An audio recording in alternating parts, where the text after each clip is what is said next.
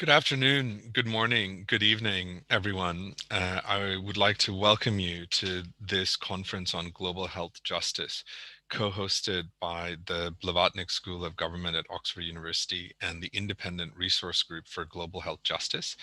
My name is Sridhar Venkatapuram. I am the chair of the Independent Resource Group, or URGE as we call it. And what I would like to do in this preliminary introduction is tell you a little bit about what we as a group have been doing and why we decided to come together, and also tell you a little bit motivation about this conference. But before I do that, I want to firstly say my thanks to particularly Joe Wolf, who's a member of the panel and a member of staff at the Blavatnik School, who has sort of organized this conference, and as well as the numerous other individuals at the Blavatnik School who've made this conference possible and have made it seem so easy to put together a conference where hundreds of people can attend online from around the world. So my sort of deep sort of gratitude for making this happen, and I'm incredibly excited that this has been possible and to do. So let me then move on to explaining a little bit about this group. So URGE, or the Independent Resource Group for Global Health Justice, is approximately 14 philosophers from around the world, and we are aiming to do three things. One, we are aiming to help the international organizations who are responding to COVID incorporate ethics into their reasoning and into their policies. And our aim is to assist in any way that we can. And I'll tell you a little bit more about why that seemed to be necessary. The second thing that the group is trying to do is to raise issues around global justice or global health justice that are not easily visible or may not be visible to people who are working at a national level or who are working in bioethics at a clinical level or research ethics, etc. But questions around global justice properly in terms of the way that societies relate to each other and what we might think about how people relate to each other across various kinds of borders and in the context of health and what health does in those kinds of conversations. And the third aim that we're trying to do is inform and help increase public deliberation about global health justice. And so those are our three aims. And let me go back then to talk a little bit about the first aim, about why we've come together and assist international organizations. So in last February or March, as the pandemic was kicking off, if that's the right word to describe it, there was very clearly the understanding that this is a new biomedical phenomenon that required a scientific response. But at the same time, I think many people understood that this would have implications in so many other domains. People working in health policy and people working particularly in clinical and medical care understand that ethics is a central and a core aspect of anything to do with health. The question is that would it be recognized as such at a global level when we're talking about a global health crisis or emergency? A large number of people who are trained in bioethics were already engaged with issues such as, for example, in the beginning, people were very concerned about the distribution of ventilators in rich countries, and that was one issue that bioethicists were called upon. But there were numerous other issues that required identifying and addressing. But foremost among them were simply what is the coordination and cooperation that was going to happen among nation states and other organizations, and what sort of ethical principles would guide them as they cooperate and act. And so that was one place where there was a need for philosophers and ethicists who are coming from around the world and who also can speak about justice and equity at a transnational level. But more importantly, as these different countries and organizations were coming together to create a new response or entities, and particularly what then became the ACT Accelerator, there was a need to incorporate ethical voices in those responses, and it still is a need to incorporate more ethical voices. And it's something something that's never been done before, in the sense that people are used to having a bioethicist or an ethicist on a committee, but they're not sort of used to having ethicists involved in a response to a crisis as such as what we're seeing. And so we wanted to provide essentially a resource group, individuals that can sort of be available for these organizations to draw upon to be able to address that. And mostly, as you will probably know by now, this ACT Accelerator has got numerous of committees that decide on various aspects. And we wanted to be and provide resources for those committees if they needed to do so, and in a way staff those committees as ethicists and provide our expertise. The second role, as I said, or aim of this group is to raise issues that may not, that fall outside bioethics. And one of the important things about this group is this idea of independence. Many of you who are academics, many of you who've studied global health justice, and many of you who've studied global governance will understand that there's a fundamental problem in international institutions, which is that the actors themselves make the rules that regulate themselves. And sometimes certain issues are never raised because of various inequities of power, and also the scope of what's possible and what's not possible, and what actually the law recognizes as having rights and obligations. And so we wanted to have an independent group that is able to talk about those issues that may or may not be raised within international organizations and even within the WHO. And so that's the idea of independence, and also to be able to raise issues that may not be raised by nation states, but requires being raised, and something that we as academics and people who are involved with these issues might be able to do independently and without sort of with freedom, much more than other actors can do. And lastly, the idea of public deliberation and informing public debate. I think many of you will appreciate that global health policy and domestic health policy requires a lot of public debate and discussion. And we wanted to be able to provide information and also the language and concepts related to ethics and global justice in order to be able to raise the level of conversation about global ethics and global equity in relation to this pandemic. And hopefully our group, and my personal ambition, is that we start talking about a better world, about after this pandemic, what sort of ethics should be grounding a new kind of global cooperation and a global society. And that seems like a very far away dream, but I think that we should be starting somewhere. And I hope that this group and this conversation and this conference will be something of that kind of start. So just quickly to describe what we've done so far, over the last few months, we've held a monthly seminar hosted by the Geneva Graduate Institute. And I hope that many of you have come to those seminars, or if you haven't, that you will look at the recordings. There have been some excellent seminars. We've also had some conversations with some international policymakers about some of the issues that they're dealing with and how we might be able to help them reason through that. We've also published some op-eds, and we're currently working on various kinds of papers. And as you see here today, we're putting together a conference. The idea is to engage not only academics in sort of addressing these issues, but also engage with policymakers to both learn from what they're dealing with, but also address them as well. And so that brings us to today about this conference. And so what's the motivation for this conference?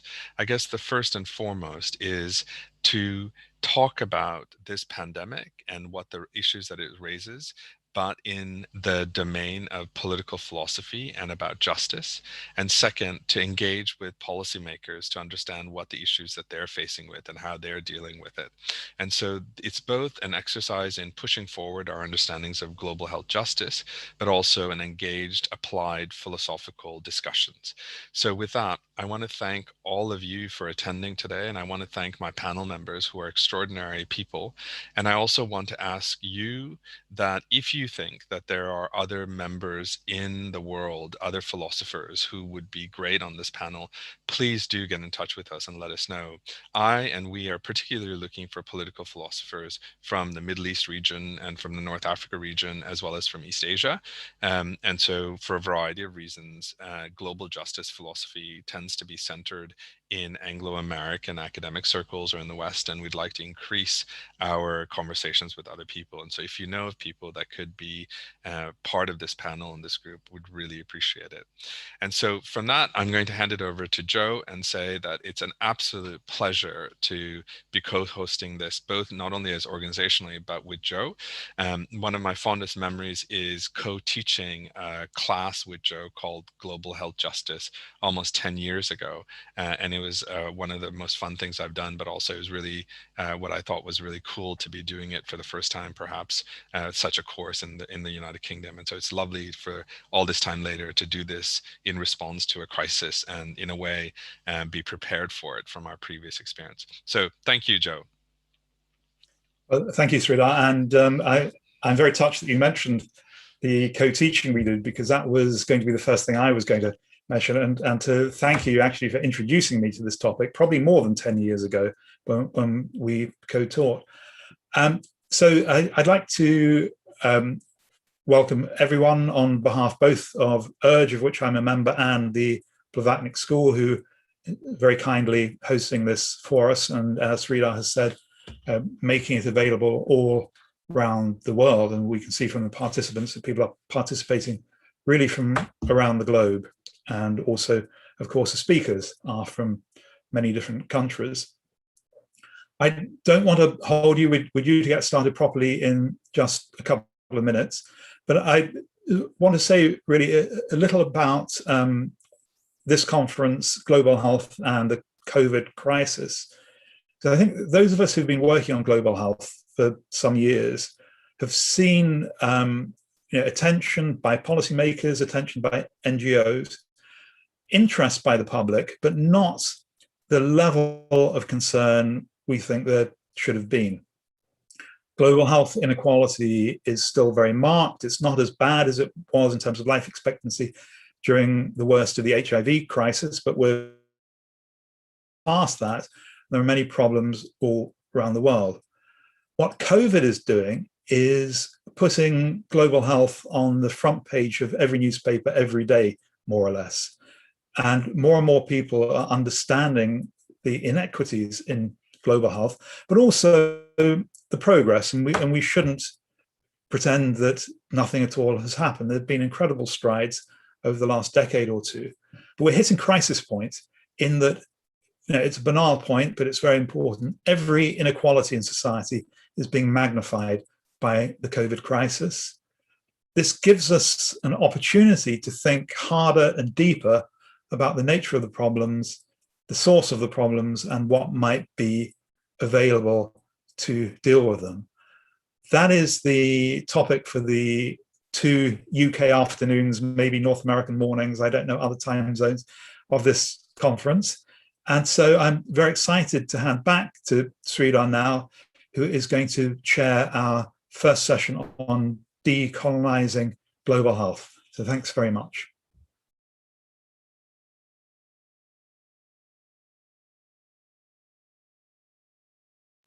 Fantastic. So it's the first session, and as Joe has just said, the topic that the speakers have chosen for the first session is decolonizing global health, and that's as complicated as the title for the session is. And so we have 3 speakers, and so just to give you some logistical information, this session will go for 90 minutes. There are 3 speakers who will each get exactly 20 minutes and nothing more.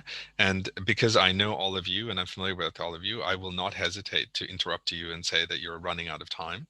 So please do keep to time. And so if you sort of end somewhere between 15 and 20 minutes, that would be fantastic. And then after the 3 speakers and 20 minutes, we will have a question and answer for the 30 minutes that are remaining of the session. So to all of you who are attending, the way that you can sort of participate at this moment is, of course, so the Q&A window at the bottom should be available to you, and please ask or raise questions throughout the speaker's talk. And also, I believe I've told that you can upvote a question. So if there's a question that you were also thinking of or you think is important and you'd like it to be asked, if you could upvote it, then we will have a more clear sort of idea of which questions are popular with people. And then at the end of it, we will do our best to get to as many as possible. So without taking away any more time, let me first introduce Cesar Atuere as the first speaker. And Cesar, if you could just introduce yourself and say your name the way that you want to say it, and then also just quickly introduce yourself and then go on to your presentation. That's great. Great. Thanks very much, Frida, and thanks, Joe. Thanks for putting this together. I'm very happy to be part of this group urge, and really, it's an occasion to share our thoughts on this idea of decolonizing global health. My name is Cesar Atuere. I'm Ghanaian, and I'm a senior lecturer in the Department of Philosophy and Classics at the University of Ghana. And I've been engaged in work in bioethics and global health ethics, and that's how I met Joe and Frida and some of the other panelists we'll be listening to today. I'm not going to spend a lot of time introducing myself, but I just thought this topic of decolonizing global health, I'll start sharing my slides. I hope they are visible. Yes, can you see them? Yes, would you be able to just full screen? Is that okay, Cesar? Could I? Just enter the presentation mode. Right, okay, so is that any better? Yep, perfect. Good. So the topic of decolonizing global health is such a broad topic. And indeed, I may say it has become quite a fashionable topic, or it's a topic that is commonly discussed today.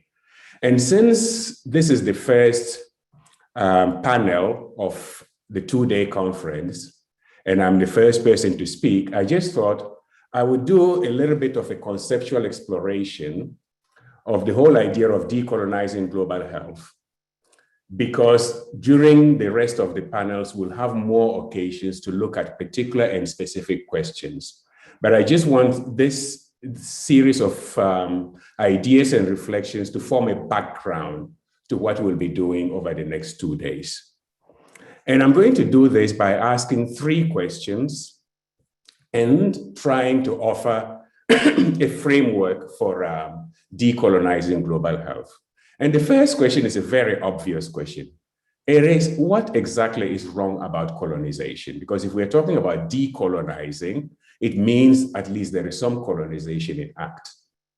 But then, of course, colonization is something that, seems to belong to the past. Yet, we keep talking about decolonization. So what is it that makes colonization wrong?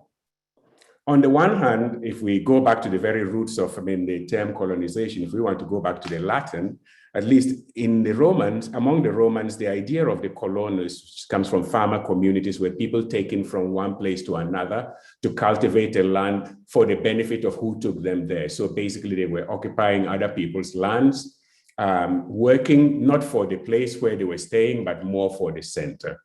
They were in the periphery, but their heads were turned towards basically the center. Now, we tend to think of colonization and we think of the evils of colonization, and we often think of it more in terms of the crimes, the atrocities, the appropriation of goods that belong to other people and just occupying other people's lands and taking away what belongs to them. But this in itself will not be what distinguishes colonization, because there are other ways of doing so. Criminal organizations do the same thing, thieves do the same thing, yet we do not call them colonizers. And yet, even if these things were not done, can we have good colonizers? So can we still colonize other people and try to be good to them? I mean, if you look at, or if you listen to Italian radio broadcasts or read Italian newspapers when Mussolini invaded Abyssinia, The whole idea was that they were going to civilize people, and they were actually doing a favor to the people. Is it possible to talk about good colonization? And I would say no, because colonization is wrong. And here I rely on a definition given by Massimo Renzo, one of Srida's colleagues at King's College, where he talks about the evil of colonization lies in the fact that it actually undermines the capacity of political communities to exercise their self-determining agency in a particular way. So when when communities are treated in this way, they suffer a distinctive wrong, independently of whether this treatment is accompanied by the crimes that we often associate with colonization. Basically, it is the idea of undermining, and the undermining has two things that we need to keep in mind. One is, it's not just a question of taking away the capacity of a people to self-determine themselves in a particular way, but it does not only subtract, it actually substitutes. So it adds something else, it throws something else. So it changes these people's agency, and that agency will then be controlled by the colonizer. So if we move on from here, the idea is, let's try and focus on what is wrong about colonization. Basically, it takes away people's agency. And not only does it take away their agency, but it actually substitutes with something that is foreign and makes them work or act in the interest of the colonizer. Now, we move on. So we're talking about global health. If we say that global health is the study of, if we're going to use Copeland's definition, which can be criticized, but let's stick with it anyway, the area of study, research, and practice that places a priority on improving global health and improving health and achieving equity for all people worldwide. Now, we can actually draw an analogy between the claims of global health and decolonization in global health with what happened with the independence movements in the former colonies. The only interesting thing is that whereas when we're talking about independence during the colonial era, we knew who the colonizer was. We knew where they're coming from, and they had names and address and even faces and systems that could easily be identified. The problem is when we're talking about decolonizing global health, these names, organizations, persons are not so clear. And what I would actually say is that even those of us who are calling for decolonization could actually be part of the process of colonization. Now, I want to throw another question, and this is part of the second question. Could the claim of global health, that is achieving equity for all people worldwide in health, actually hide a colonialist agenda? I would say yes and no. It could, if the idea of health and equity of health is based on certain epistemic assumptions that are not shared by everybody. So if somebody says that, well, and one of my colleagues who will be speaking during this conference, for example, is an advocate of essential medicines for all people. But then what type of medicines? And who actually is the driver of these essential medicines? Your idea of health actually influences your concept of global health. Now, we can actually ask then, who are the actors, who are the colonizers, and who are the colonized in global health? Normally, we tend to refer to sort of like, international organizations. People would even mention the WHO, they will mention the pharmaceutical companies, they will mention big pharma, they will mention research institutions, including Oxford, and all sorts of big names. But are they the only ones that are actually involved in a form of colonial agenda? And is it actually a conscious agenda, or is it just a modus agendi? And so I think when we begin to talk about global health, we need to, as it were, initiate a conversation with ourselves and with the world in which we live and how health and healthcare are administered within this world.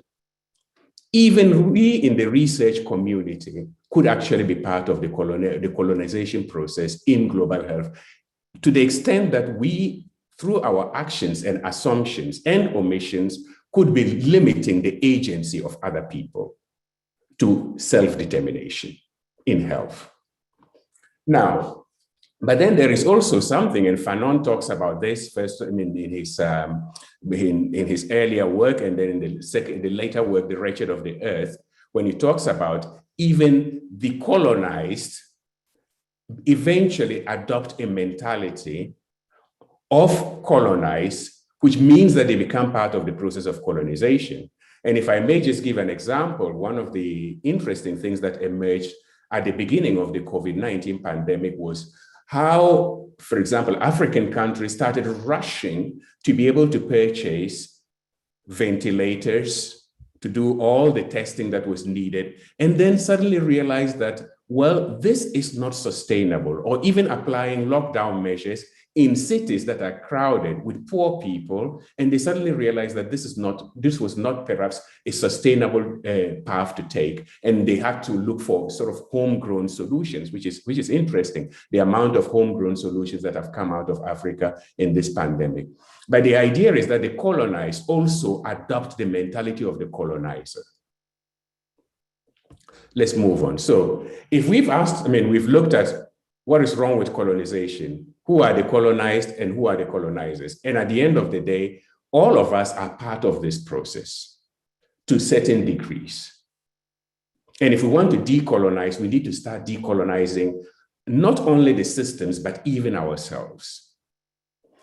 Then the third question is, where are the fields of global health decolonization? And there are several fields. If you do a literature review, you come across various forms of expressions of decolonization, starting from knowledge production, the inequalities in knowledge production, because at the end of the day, knowledge is also power. The inequalities that exist, for example, between researchers in the low and middle income countries and researchers in high income countries.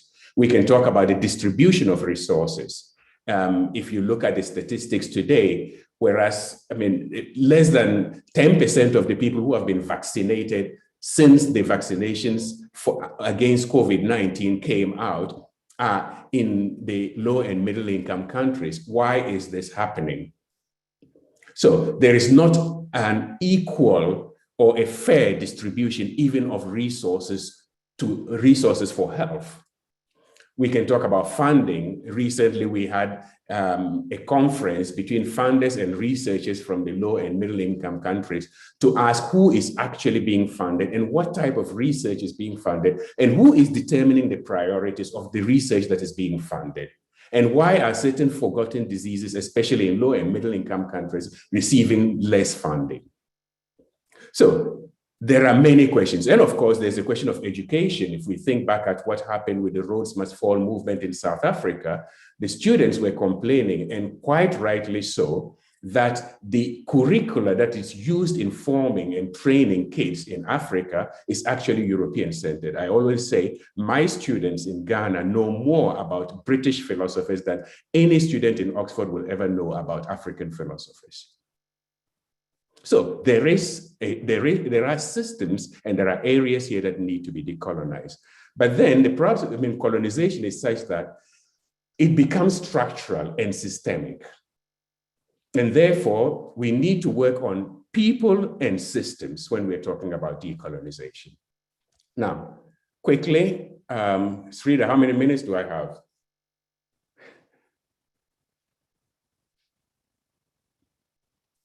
Okay. Keep talking. Okay, good. So I'm going to lump up a very big project in one slide.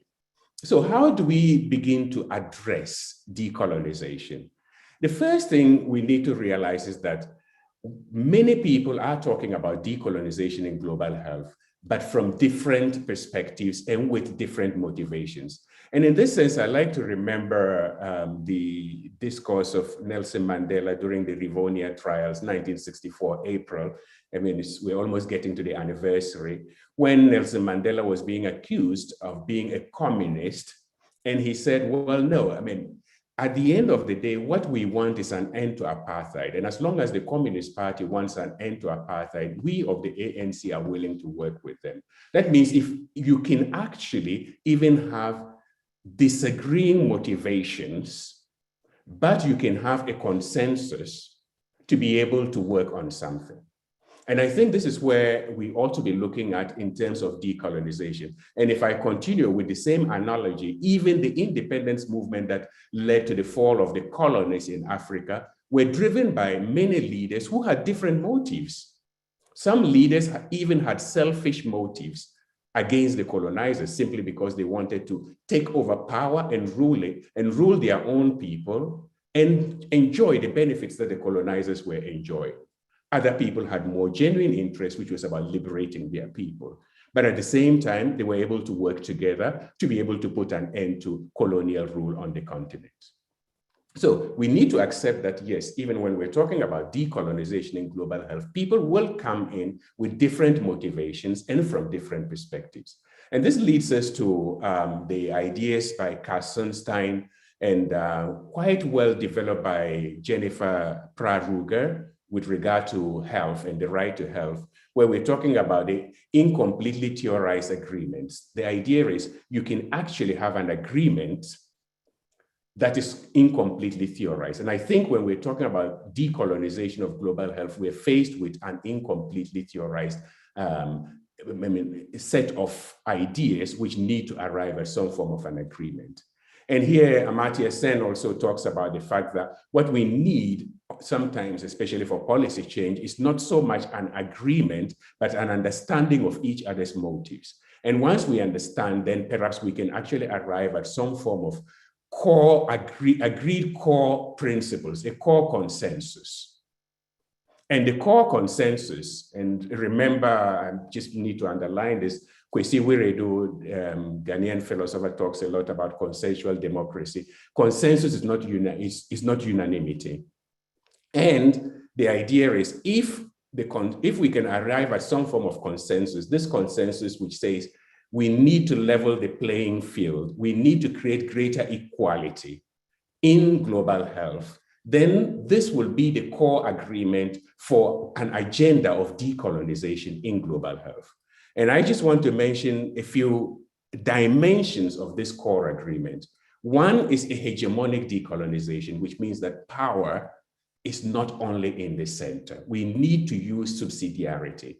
Subsidiarity means that we need to allow agency to various organizations, even smaller organizations worldwide.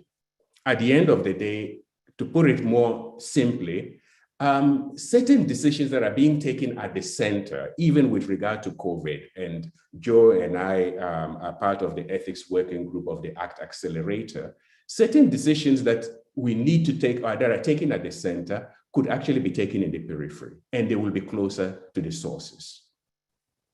Now, the other thing, and this has been mentioned a lot, I'm not going to go into it, and there's a lot of literature on epistemic decolonization, a lot of it borrowing from the ideas of Fricker about injustice and epistemic injustice. But epistemic decolonization is about knowledge production, and especially in research and health.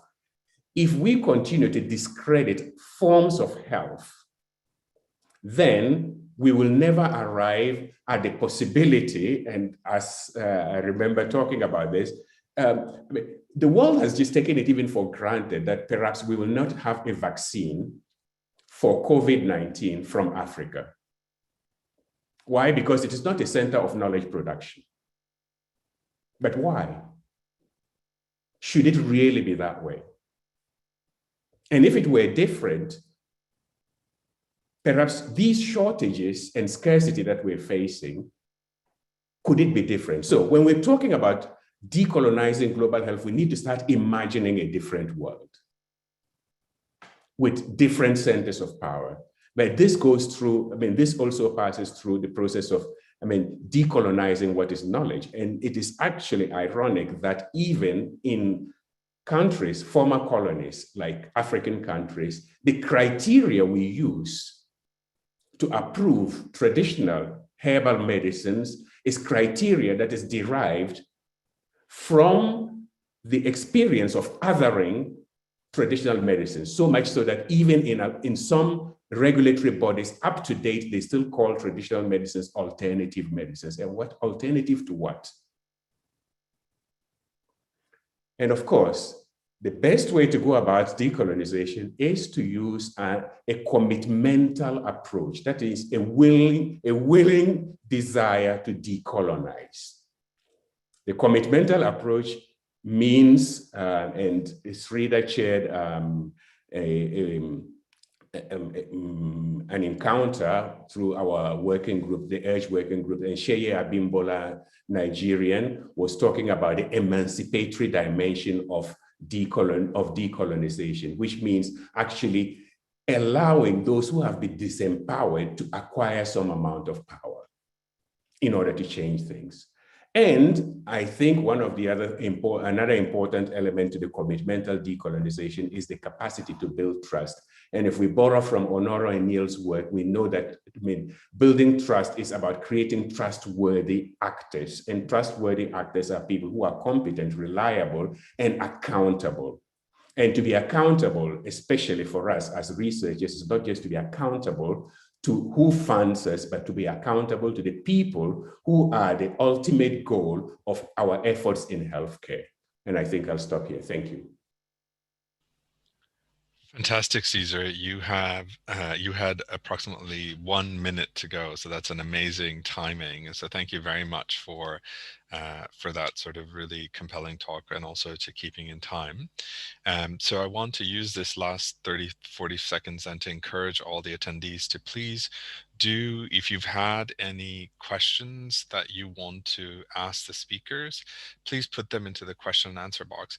I also understand that this is a frustrating thing to only be able to ask questions. So if you want to sneak in just a statement there, I'm also interested in the statements. If you have a little speech that you've come prepared to make, please just make it into that Q&A box, because those will be saved, and it's always useful and informative as well.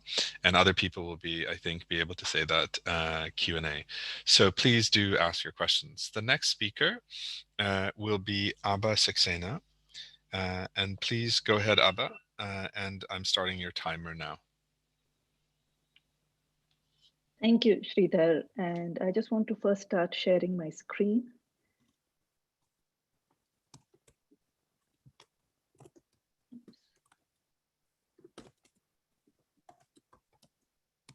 Can you see my screen? Yes. Okay. And if you do the presentation mode as well, that'd be great. Yeah. Great. So my name is Abba Saxena, and I have about more than 20 years of experience in global health research ethics. And more than 18 years of these years were in WHO. Prior to coming to WHO in the year 2000, I was working in India, and so, which is my home country. So even though now I live in Switzerland, my home was and is India, and I have a lot more experience about that country than actually I have of the European countries. I will stop there as far as my introduction is concerned. I just want to take on from where Caesar left. So thank you, Caesar. Thank you very much for that excellent overview and the philosophical underpinnings. That has helped me a lot. You touched a little bit upon some of the areas that I'm going to talk about. What I'm going to talk about is the area of health system that I know best, and that's the health research system. And I want to deviate away from philosophy, of which I'm not an expert of, into some applied ethics, which I know a little better. I wish to dwell deeper into justice issues that have plagued the health research system for the past at least 30 years, and propose solutions that are perhaps not new, but they're perhaps worth relooking definitely. I'm using the phrase decolonizing health research here to challenge the Eurocentric Western approach to research that privileges the scientific language and the scientific method over local language and local belief systems, that privileges the health researchers over the populations on whom the research is undertaken, that creates power relations between those who design the research and those who collect the data and those whose data is collected. Such a research approach, which is currently the dominant form of ways of undertaking research, wittingly or unwittingly undermines the local knowledge and experiences of the populations in which research is undertaken. It also undermines the real or actual needs of the people in favor of global perceptions of what the needs of the people might be. It has colonial undertones.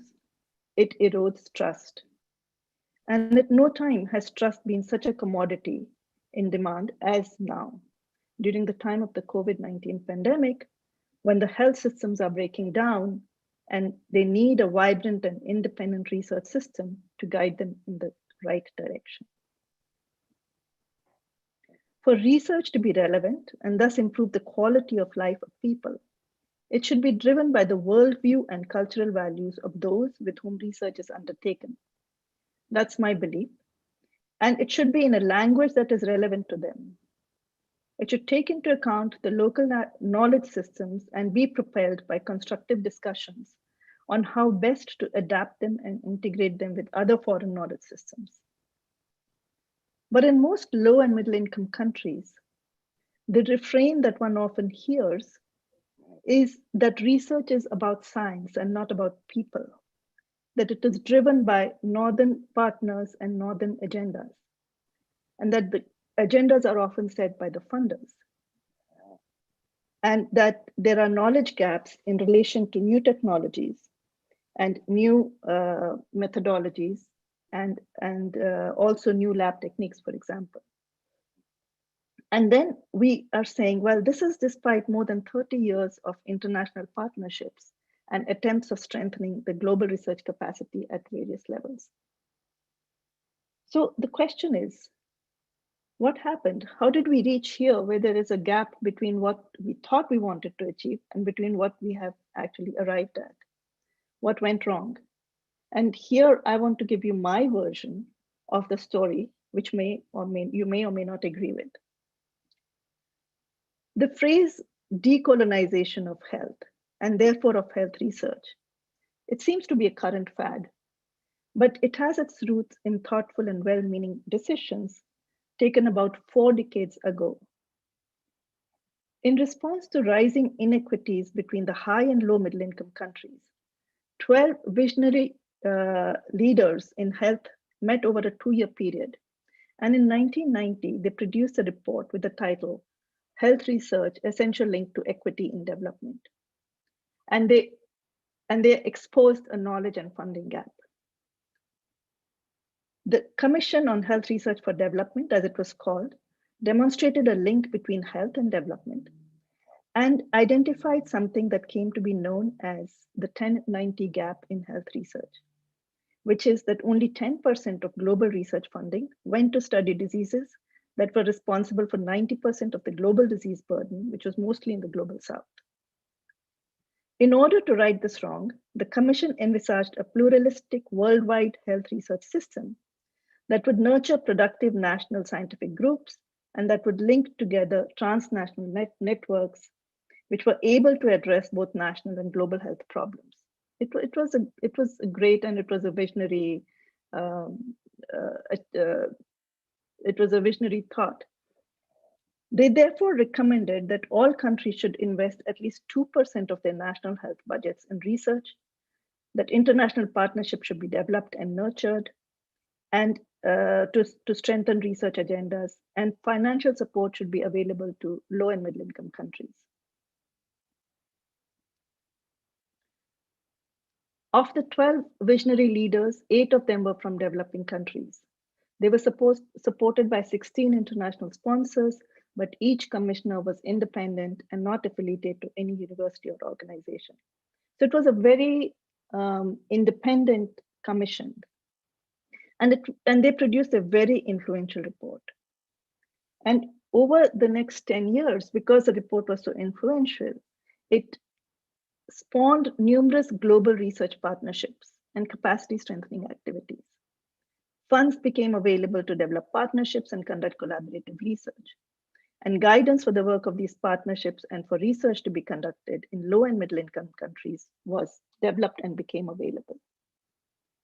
And here at this point in time, I want to make a disclaimer. I'm going to give two examples about the sort of activities that happened in response, maybe not in response, but eventually at the end after this commission report was tabled. And both these organizations, I respect their work a lot. And the guidance documents themselves that I'm going to talk about have been very influential in guiding global health research, mostly in the right direction. And they've been influential in establishing norms and guidelines in the area of global health and global health research. I have personally found the guidance very helpful in my work, but I'm using these examples to give a flavor of the time and the influence of language that can lead people into different directions. So the first document that I want to talk about is the one produced by Nuffield Council on Bioethics in the year 2002, which was the ethics of research related to healthcare in developing countries. And they talked about how research ought to be conducted in developing countries. The council established a 14-member working group, but of the 14 members, it included only 3 members from low and middle income countries, 3 out of 14. And then they did talk about ensuring that the research agendas and research priorities were set by developing countries and not by the partners who funded them. But they also, at the same time, said that industrial country researchers and institutions have a crucial role to play in conducting leading edge research and in helping to build research capacity, which is great. But the focus of the agency of the global South was much less than the focus on what the North could do for the South. And that to me was a bit of a problem. At the same time, another influential guideline, which is the International Ethics Guidelines, the ones that were developed in 2009 did not include anybody, not one person from developing countries in the 12-member drafting group. And they included only one woman out of the 12. They consulted many international organizations, 26 from high-income countries and 5 from low-income countries. They consulted 34 individuals in their individual capacities, 4 from low-income countries. So you see the gap, and at the time that guidelines and guidance documents are developed, and we need to do something about these gaps. The situation with the 2016 guidelines improved. 4 out of the 11 members were from low and middle income countries, and 3 were women. It was better than the 2009 version. And here is a current network and partnership graphic model of what a global health research partnership might look like. And I wonder if you can see the universities of the South in this. Can you see them clearly enough? And in an article from Switzerland published in the journal Global Health in 2018, Ward et al. Focused on international health research partnerships. So this is the year 2018. And they lamented that to date, partnership approaches have sustained old costs, North-South dependency, distorted health research priorities, weak and unprepared healthcare systems, underutilized local professionals and knowledge, unfair distribution of risks and benefits, and insufficient access to life-saving interventions for populations most in need.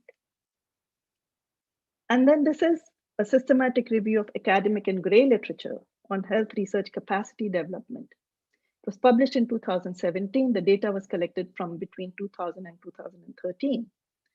And the authors were from Oxford and London. And they published in BMJ Open in 2017 and concluded that the effect of power relations on capacity development was the most common narrative running through the literature. This was a systematic review. They concluded that the main concerns of this topic are that research agendas in LMICs are set more by international funders than by LMIC institutions.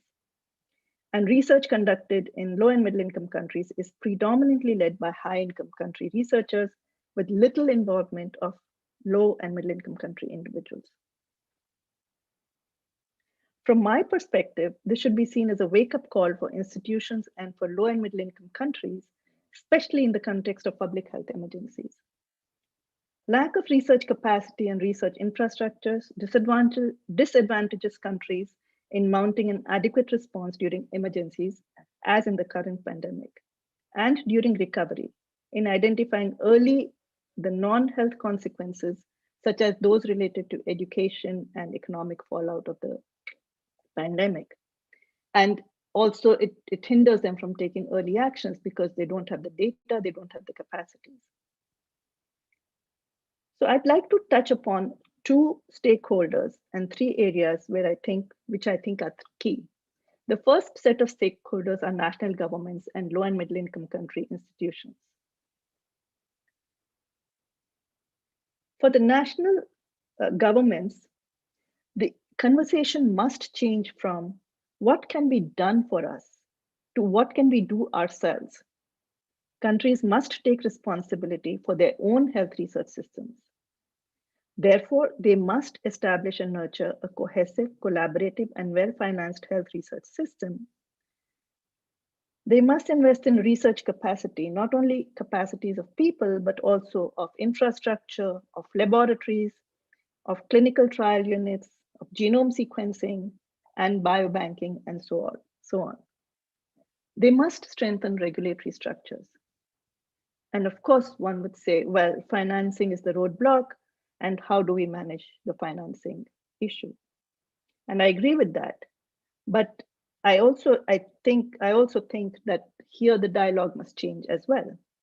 So instead of reaching out for funds that have already been earmarked by funders, to inviting funders to support agendas that have been set by countries themselves may be a good move. For example, by developing a national research strategy, national research priorities, research agendas, and the research budget to go with those research agendas, and then inviting international partners to support their agendas. Also to invite philanthropic and private not-for-profit organizations and encourage them to invest in the national agendas and budgets by creating systems of incentives and disincentives. National governments must take responsibility for raising the capacities of research teams, not only in the technical areas, but in so-called soft expertise, such as in research management, negotiating contracts, developing and understanding memorandums of understandings, IP issues, authorship negotiations, and so on. These are areas of expertise that the national government must take responsibility for, rather than international partners.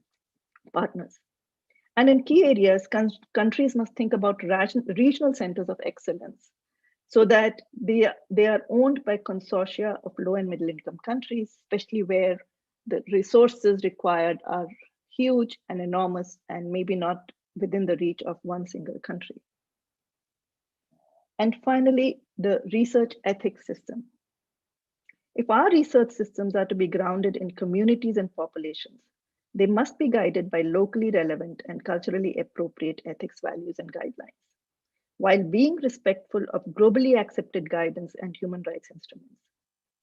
Therefore, the research ethics leadership must develop guidelines, national guidelines that are culturally appropriate, and then negotiate for them to be applicable to international health research. They must develop a locally acceptable guidance in problem areas such as research remuneration, access to and sharing of data and samples, etc. And then ethics committees must do a series of must take on a series of issues that they must expect researchers to comply with. For example, insist that meaningful capacity strengthening occurs within relevant multi-country projects. They must ensure that justice issues are relevant not only for research populations, but also for the research teams of their countries that are taking part in research. And then they should be willing to be more transparent, share their experiences, engage in a dialogue with international ethics committees, and advocate for an inclusive and respectful ethical code for research. Currently, this is not happening as much, and I think unless that engagement happens, ethics committees cannot be at par with ethics committees at the global level. And finally, a word of suggestion for international funders. International funders must support countries to fund their priorities and their agendas, and be willing to provide direct funding to research teams of the South, and be willing to invest in strengthening capacities to conduct research and manage research funds, as well as in developing ancillary and specialized skills, such as genome-wide analysis, AI-related skills, and in other emerging technologies, where often this area is not is ignored by the funding partners. The capacity strengthening funds should come with a long-term plan and appropriate monitoring and evaluation. Obviously, these changes will take time, but if countries are serious about taking the health of their citizens seriously, the time to change the narrative is now. Because if we don't do it now, the post-COVID-19 recovery will again leave all the developing countries behind. Thank you very much. Thank you, Abba. Another sort of really compelling presentation, and also to keeping well in time. And so I won't make any comments on that, though there are so much to reflect on and say about what you've just presented. So we'll move on, just take a deep breath. And I want to remind you that if you have any questions, please put them into the box. You can upvote if you want those to be voted up. And now we move on to Gabriela Aguedas. And Gabriela, if you could also introduce yourself correctly in the way that you want to call yourself, and then say a little bit about where you're from, and then proceed with your presentation. And I will be starting your timer now. Thank you. Hello, everybody. I'm Gabriela Arguedas. I'm from Costa Rica. I am an associate professor of bioethics at the University of Costa Rica.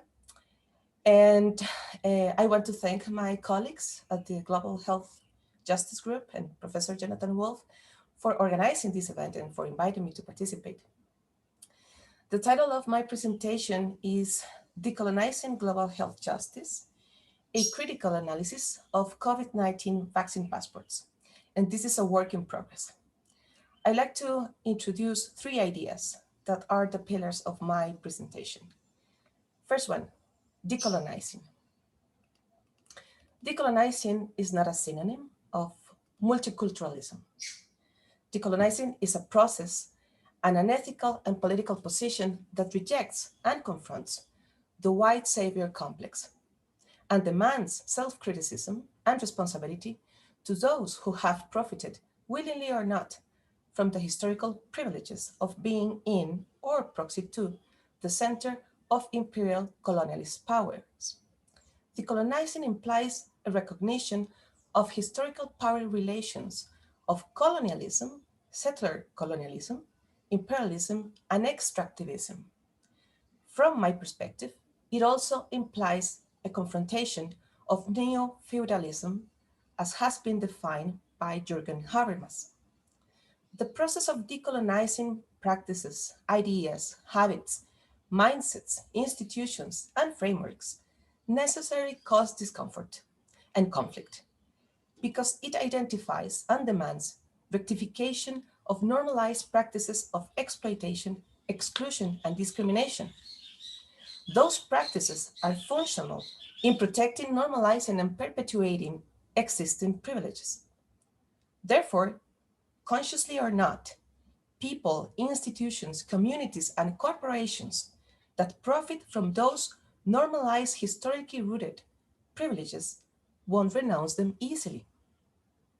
Decolonizing is a process that aspires to redistribute not only material and symbolic resources, or to open up spaces for the excluded to participate, but it is also a process that seeks to redistribute political power. Decolonizing also implies the practice of critical deconstruction of colonial subjectivity.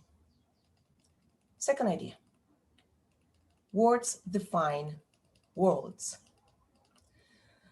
The words we use determine not only our understanding of a problem or topic, but also open or close opportunities for identifying and understanding the causes of a problem or crisis. Therefore, language also determines our moral imagination, creativity, and sense of possibility. Phrasing can help to find or create solutions. Language can also further liberation or emancipation. But on the other hand, language can induce re-victimization. The words we choose have ethical and political motivations, whether we are aware of that or not. Words create the limits of what is recognized and what is left outside the framework. Lo que no se nombra no existe is one of the most frequently used slogans in feminist manifestations in Latin America. What is not named doesn't exist. But it is also true that there are different ways of naming, of speaking about something or someone. I have identified in political debates and public dissertations about global health and global justice rhetorical strategies deployed for simulating recognition while, at the same time, rejecting it. Which leads me to the third idea. Condescending narratives versus critical thinking. As you may be well aware, charity, the virtue caritas, and justice are not interchangeable.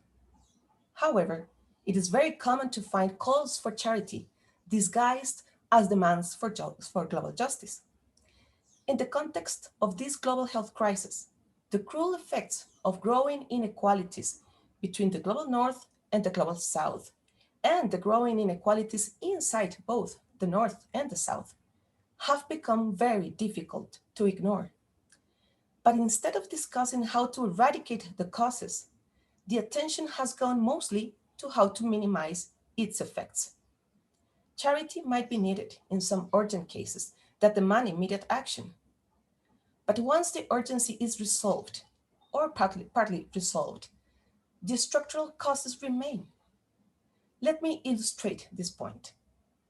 The global south is dependent on the science and technology developed in the global north. So the discussion about vaccines and treatments continues to be centered in distribution. But the discussion about the obstacles that hinder scientific research in most countries in the global south is almost never a priority. Why?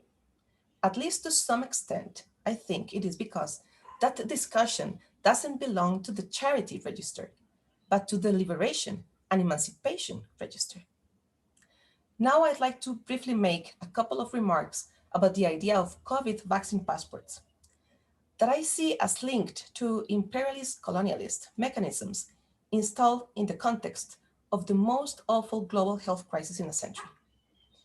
Several scholars and experts have pointed out that the idea of COVID vaccine passports has many ethical and techno-scientific issues.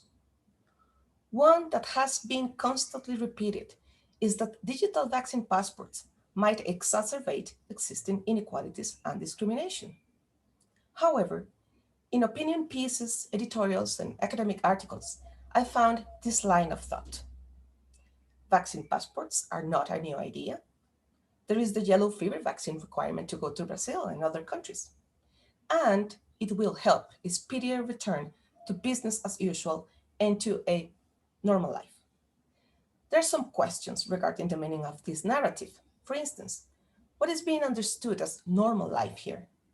What are the incentives for going back to normal life in each social, demographic, ethnic group? And why do some global health scholars and politicians think vaccine passports are inevitable? I think the main reason why vaccine passports seem to some scholars, analysts, and politicians as a fait accompli is because the political, symbolic, and economic status of those who are endorsing this idea. And this is related to the problem of imperialism, colonialism. How? In these three ways, at least. First one, the progression of the COVID-19 pandemic hasn't been determined only by the virus, but by the social, environmental, economic, and political conditions of our era, which are the legacy of and continues to be embedded in colonialist, imperialist economic power relations. That is why vaccine passports are being constructed as an unavoidable instrument, despite how detrimental this mechanism will be for certain groups of human beings that, not surprising, have a shared history of dispossession, exclusion, racialization, and invisibility produced by structural injustices. Those injustices are part of the ongoing process of imperialist colonialist power relations. This makes me wonder, could it be possible that the hegemonic economic system will benefit from a vaccine passport far more than it will benefit from an effective and fast global vaccination process? I don't know, but be that as it may, the truth is that the pressure to go back to business as usual is at odds with the slogan, Build Back Better. Second point, phrasing. Using the term passport to refer to a public health measure is problematic, but it is even more so in the context where millions of people around the world haven't got access to healthcare resources such as testing, financial support for keeping quarantine or isolation, oxygen, medicines, and hospitals beds. In Latin America, owning a passport is a privilege. Thousands, maybe even millions of people are born and die without having ever been registered in their country. They do not exist in official records. Most irregular migrants in the US and Europe don't own a passport. Many of them arrived at their destination without any identification document. Most of them won't accept vaccination because they have strong reasons to believe they might get deported if they become visible to the government once they get vaccinated. People on the move are jeopardized in both ways, by being invisible and by becoming visible. They are always between a rock and a hard place. Governments have not addressed people on the move as subjects of rights, but as a public health risk. So the notion of a control system associated with vaccination easily seems like another trap for them.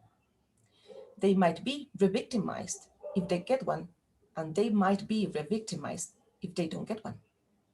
Control of their movements and control of frontiers are quite often a priority of security, biopolitics, and even necropolitics. And that could be inconsistent with the demands of global health justice. Third point and final, not taking harms seriously and why. Bluntly put, under the current circumstances, why would a bioethicist or global health practitioner reasonably contemplate the possibility of a fair and ethical implementation of vaccine passports if vaccine production and distribution have not met those criteria? What evidence do we have to bet on an ethical implementation of vaccine passports? The production and distribution of COVID-19 vaccines are devastatingly unfair. To quote the WHO, it is a moral failure.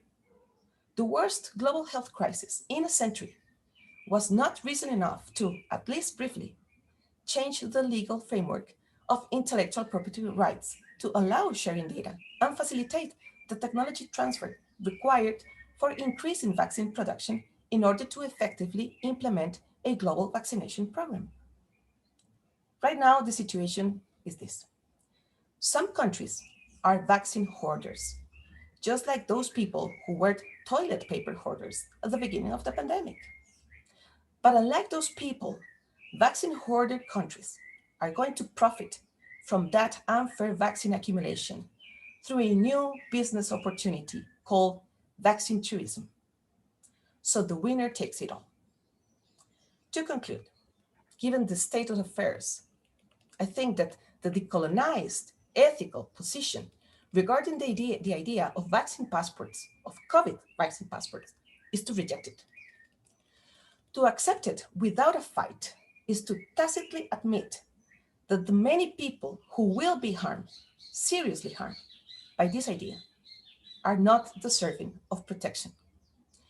In other words, If the harm done by the implementation of these passports is justified, it suggests that those who will be harmed by these instruments are not included in the category of the human. Using Franz Hinkelamet's terms, they will be sacrificios humanos, human sacrifices, made in the altar of going back to business as usual as quickly as possible. Or in terms of Giorgio Agamben, they are nuda vida, bare life, and as such, denied of any moral consideration. I leave it here. Thank you. Thank you very much, Gabriela. And thank you very much for giving us some of your time for discussion. Much appreciated. So we are going to now move on to the Q&A part. And we have 6 questions, and people are indeed making use of the upvote function. So some questions have been voted up. So I also want to take this opportunity to ask people to put in their questions or comments or any other thoughts into the Q&A box, and it would be worthwhile for you to take this opportunity to engage with the speakers through that. So the first question that's actually was the first question, but also has gotten quite a lot of upvotes, is directed to you, Caesar. And I don't know if you can see the question or not, but I will read it out to you. A commitmental approach. What if powerful actors in global health are not interested in this? What's the next move? And so I'm not going to elaborate on that, but I would say that that's the question, and I would see if you can answer it philosophically before you get into the political revolution mode. Well, I hope I didn't sound like a revolutionary, but if I did, I'm sure Gabriela is my leader. Anyway, now, the commitmental approach needs to be reasoned in different ways. And this is where my idea about the incompletely theorized agreements come in.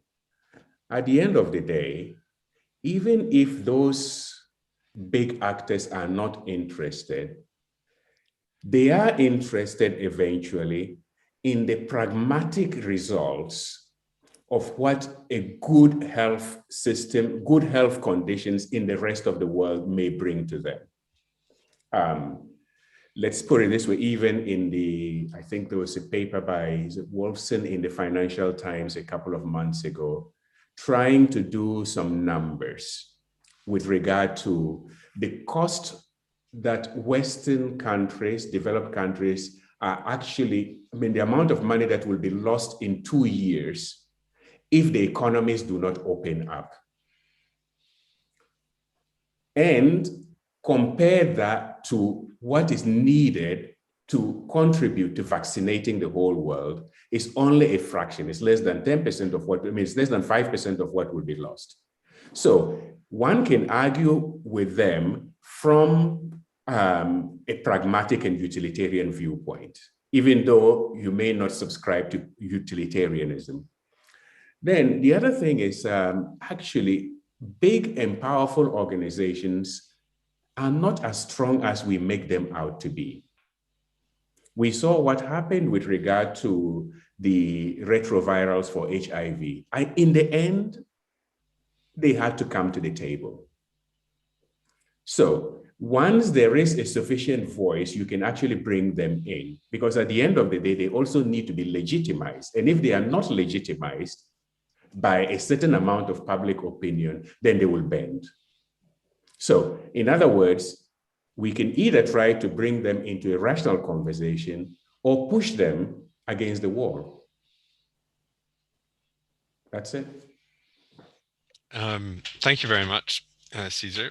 So I'm just going to add a little bit to it, because I think that the drug price reduction for HIV required a lot of strategic action, and it was a lot of different kinds of actors, and you might be surprised at which ones were for it and which ones were against it, right? So I think in retrospect, everybody's suddenly for that price reduction, but at that time, people were not for it for a variety of different reasons. But you're absolutely right that no matter how big the actor, we have lots of examples that shows that big actors and powerful actors can actually be brought to the table and negotiated with to the stuff. The question is, what are the different strategies that would work for them? And I think you're absolutely right in that sort of thinking about that as being a plausible path is to actually sort of acknowledge that no actor is too big to be able to engage with and brought to the table. The question is, how do we make them do that? Do you have anything to add to that comment? No, I mean, nothing in concrete in particular, but what I would like to say is we need to understand, and this is, you see, and I mentioned Amartya Sen earlier on, maybe I'm being too philosophical. It is important to understand even those who disagree with you. And it is only in understanding them that you can engage. So even if the big actors are not interested, why is it that they are not interested? And how can we make them interested? And that is why that is why I quoted Amartya Sen's work, because he actually insists a lot on this, the fact of trying to understand, which is not necessarily, because sometimes we think trying to understand is just a previous step to agreement, to an agreement, but we can actually understand to disagree. But that is what allows people to be able to work. Fantastic. Thank you. Does anybody else want to answer that question? I want to make sure that everybody else who's spoken has a chance to answer it or address that question. No? Okay. So then the second question that has received some popular support, I'm going to read it out loud, and I'm going to, so the second question that's received, it says basically, I would like to kindly ask about vaccine diplomacy. What is the role of vaccine distribution between countries? And I'm going to not ask people to answer that question because the next session is about vaccine nationalism. So if you could hold on to that question for the next session, then we will have speakers who are addressing that particularly. So the next question is from Meg. I think it might be a statement. It says, great findings and recommendations from Abba Saxena. I love the idea of national research strategies and financing. These might be complemented by regional research agendas because national governments may be reluctant to support or promote research on some areas that are politically sensitive, but these might be easier to fund and support at the regional level. So I think that's a helpful comment to, or helpful addition or addendum to your presentation.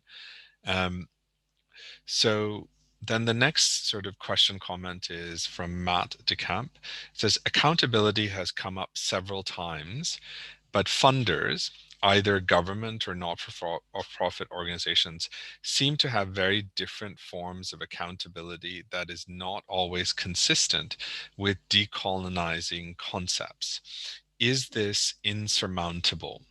So in all of you who've talking about decolonization and accountability and different forms of accountability, have you thought a little bit about, in this sort of move towards decolonization, what sort of measures of accountability can be implemented? And if there's different ones, do you think that there needs to be some sort of coherence across these different methods? Or what do you think about accountability and decolonization? Who would like to take that question?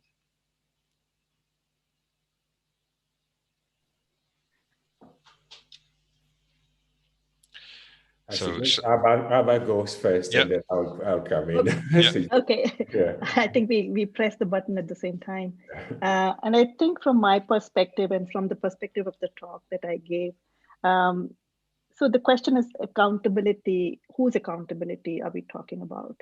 And if we are saying that if we are going on the path of decolonization, then we are accepting the fact that countries and institutions at the national level are ready to take on more responsibility for the activities that they are doing and for the research, for example, that they're conducting, and therefore that would demand that accountability should also come to them and not only to the funders who are funding the research, or not only to the NGOs or the nonprofit organizations. So because I feel that colonization or decolonization cannot be something that someone gives to us. It's something that we need to generate, and we need to be able to do that. And in doing so, we need to be able to ask that the funders are held accountable to what we are asking for, in addition to us being accountable to them for what we receive the funding for example. And so it would work both ways. And also accountability needs to be to the people, because if there is no accountability to the people, then the trust is lost, and then that leads to chaos. So I think the way that accountability, so I think that accountability is very consistent with the decolonizing concepts. It's the question of whose accountability, and that needs to change. That frame needs to change. From me, I think right now, that's it. Okay, Caesar? Yeah, I think I agree entirely with what Abba has just said. The thing is, especially in research ethics and in research in general, we need to make a distinction between what is like formal accountability and what is substantial accountability. With regard to formal accountability, what tends to happen is, okay, you receive a grant, you have to fill in certain forms and basically account for the use of the money. And that is about it. And the same thing even sometimes happens with research ethics. When it is not properly done, it just becomes a series of protocols that have to be filled. Now, this is what is done with regard to funders, but the substantial aspect is, why are we actually generating knowledge, and why are we carrying out research in health? We are carrying out research in health in order to improve people's lives. And therefore, this is something that we need to factor into the accountability. In recent years, there has been a lot of talk about community engagement, and that too risks becoming just another formality. But community engagement means that if we are engaging with a group of people and we're doing research, we need to be able to give an account for what we're doing. And the whole idea even of governments, coming in, most funding, if I receive funding from governments, I have to be accountable to the citizens of that country, why they're paying me money to be playing around with ideas and with experiments. So we need to realize that the accountability is ultimately to the people that we are supposed to serve. And we need to create instruments for this. And I'll just finish with one thing. A group of us, some members even of our network URGE, are involved in this, are trying to think of something that we call a solidarity index, which we can actually use to rank research institutions and funders to see to what extent they make themselves accountable in terms of the outcome of what they're doing in the service of people. And I think one day we need to have tools to be able to actually measure this level of accountability, or this measure of service of what we're doing. Otherwise, accountability can just become very formal and not necessarily substantial. Thank you. Does anybody else want to? Yeah, please. Thank you, Sridhar. I just want to say very quickly that this is tricky. Accountability can be a mechanism for democratization of science and democratization of public policy, but also accountability can be a disciplinary strategy, a disciplinary practice exercised by those who are in power. So we have to pay attention of how is accountability being framed and being applied. Great. Thank you very much for all of you for answering that. There's this one question that has gotten some support as well. So it's from Nancy Kuching. I apologize if I said that incorrectly. And it says, thank you for this great conference. I'd like to hear your thoughts about the gendered aspect of decolonizing global public health. A lot of indigenous knowledge health systems are feminized, which results in further marginalization. Is the agenda for decolonizing global public health not also constrained by the fact that it means acknowledging women's role in indigenous knowledge health systems? So that seems to be a very specific understanding and a very specific question.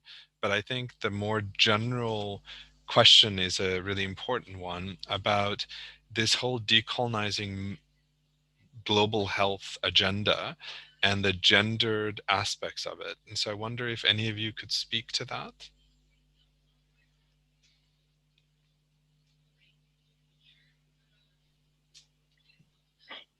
Well, since the panel is 2 women to 1, I'll let the women start first. Good. Who wants to go? I just want quickly to say the gender aspect of colonialism and imperialism is very important, it's very complex, and needs to be addressed seriously. And there is a vast literature of feminist approaches to decolonization, for example, in Latin America. And I would like to recommend, for example, the works by Judith Espinosa, a Caribbean philosopher, and also indigenous feminist philosophers and intellectuals as Guatemalan is Gladys Sul. But the thing is that we are always at the center of conflict. No, our bodies are at the center of conflict, and the Maya thinking uses this notion of body territory. The fights in the territory are fights also in the body. So yes, it has to be addressed at the center as a priority. Otherwise, it's going to be normalized and reproduced. Okay, thank you. Abba? So Gabriela has given a very academic view of the issue, and I'm going to move away from that. But from my perspective, colonization and decolonization is not only occurring at the level of a country, but within the country itself. And I think, Cesar, you alluded to that a little bit in your talk. And I think that countries need to deal with this fact that the knowledge system, indigenous knowledge system that exists at the peripheral level, and that has ownership a lot from the women, needs to be acknowledged, needs to be understood, needs to be brought into the mainstream. And that's part of something that a country needs to do within its boundaries. And unless it does that, it will not be, its accountability will be low as well, because then it's not holding itself accountable to a sizable members of their population. But I think, Cesar, you can probably say this better than I can. So I go back to you. No, Abba, I think you've said it perfectly. The decolonization really occurs at various levels, and the internal decolonization is very important, because in every country, every community, sometimes there are some people who are disempowered because of the power, because of the systems of governance that are within that country, within that context. And most of the time it is women. And I think, at least in the Ghanaian context, for example, in terms of healthcare and even knowledge generation with regard to traditional medicines, there is a lot of knowledge that is actually in the hands of women. But if we do not value that and consider women as generators of knowledge that is useful for the community and then we may be losing out on a lot there. So I think we need to pay attention to it. However, I just want to put one little caveat here. The caveat is this: sometimes when we want to approach these questions, we need to be careful so that in trying to talk about, gender rights, we do not create a situation whereby we actually even antagonize the women with their own communities. We need to encourage a conversation that is inclusive in order to extract in order to obtain the best results out of it. Because once you alienate people from their own communities, then it can be difficult. And that is why, for me, in my opinion, most of the time, the people who really need to learn more about gender are men. We are the ones who need to be educated a lot in order to actually be able to avoid disempowering other members of the community. That's I think that's what I have to say. Great. Okay. Does anybody else? I'd like to just spend a sort of a couple more minutes on this. I mean, do you want to say anything more about gender and decolonizing global health or decolonizing in general, aside from your specific topic?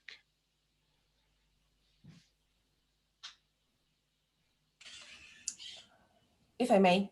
Yeah, of course. One of the legacies of colonialism in Latin America is gender discrimination associated with very extreme religious conservatism. And one of the things that we are witnessing right now is that as far as the neoliberal turn goes, the extreme religious conservative views are empowered. So there is a link between the neoliberal agenda, the neoliberal reform of the state, and religious conservatism or religious extremism that hinder, that obstacles, that damage sexual and reproductive health for women. So this is a very important thing when we are talking about decolonizing global health or decolonizing public health, because we need to understand how those systems, neoliberalism and extreme religiosity, operates together.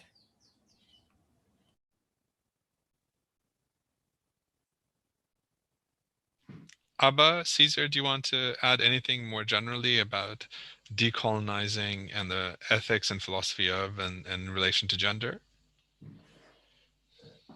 If I may say something about the African experience, it echoes to some extent what Gabriella has just said.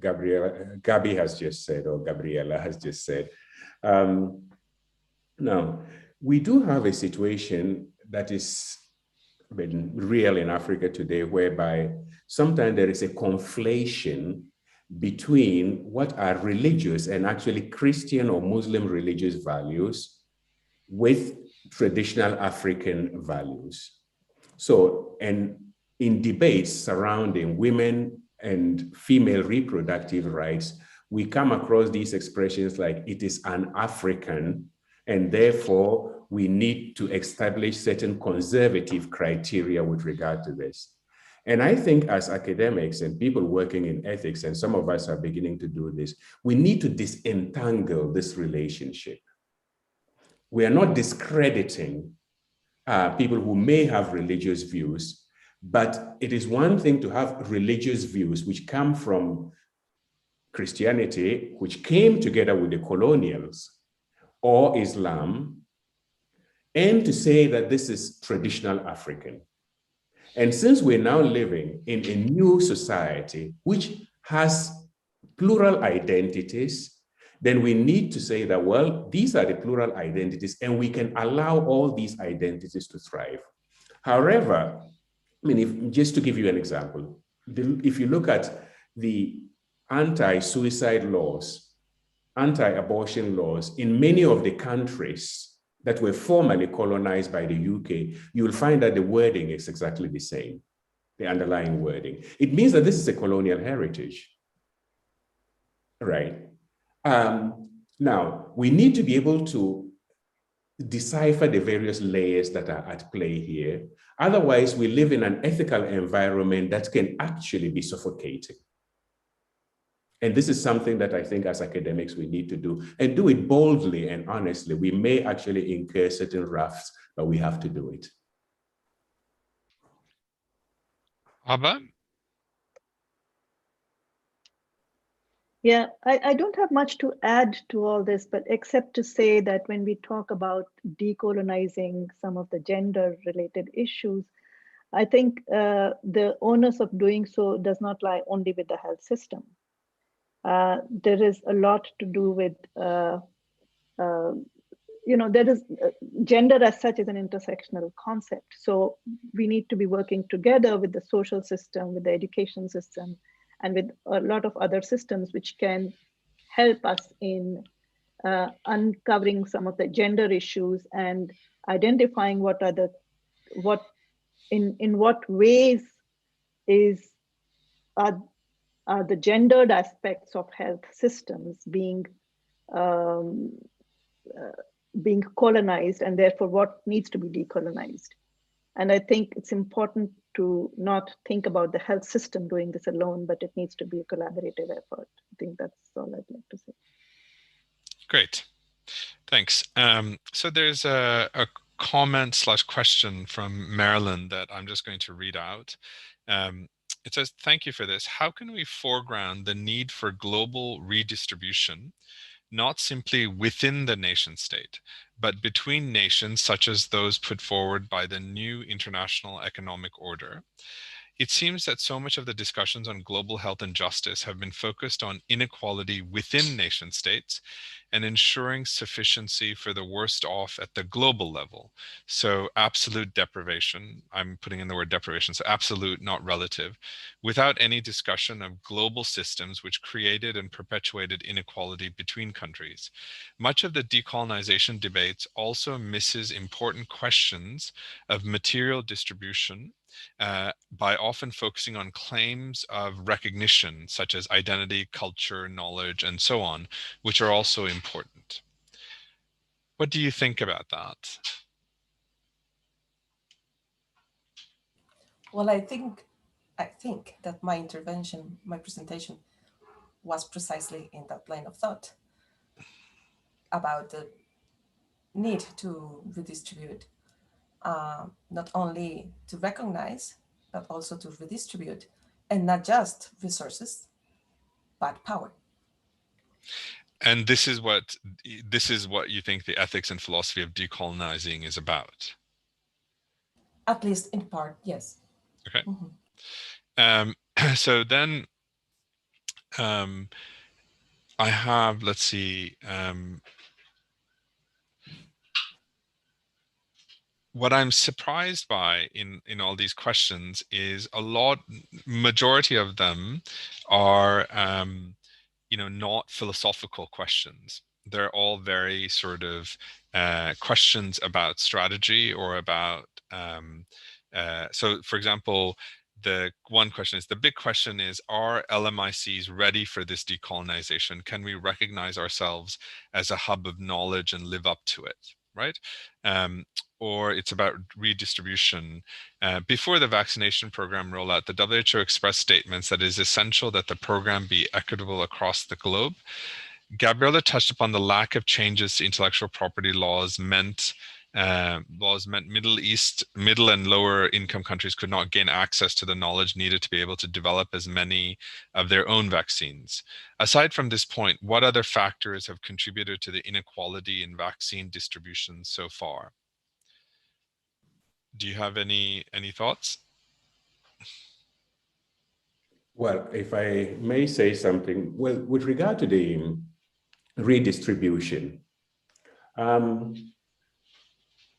I think it is important to start considering redistribution, but I also think it is important to empower those who are claiming redistribution, because as we've mentioned, the whole process of decolonization also happens even within the LMICs. Of colonization happens.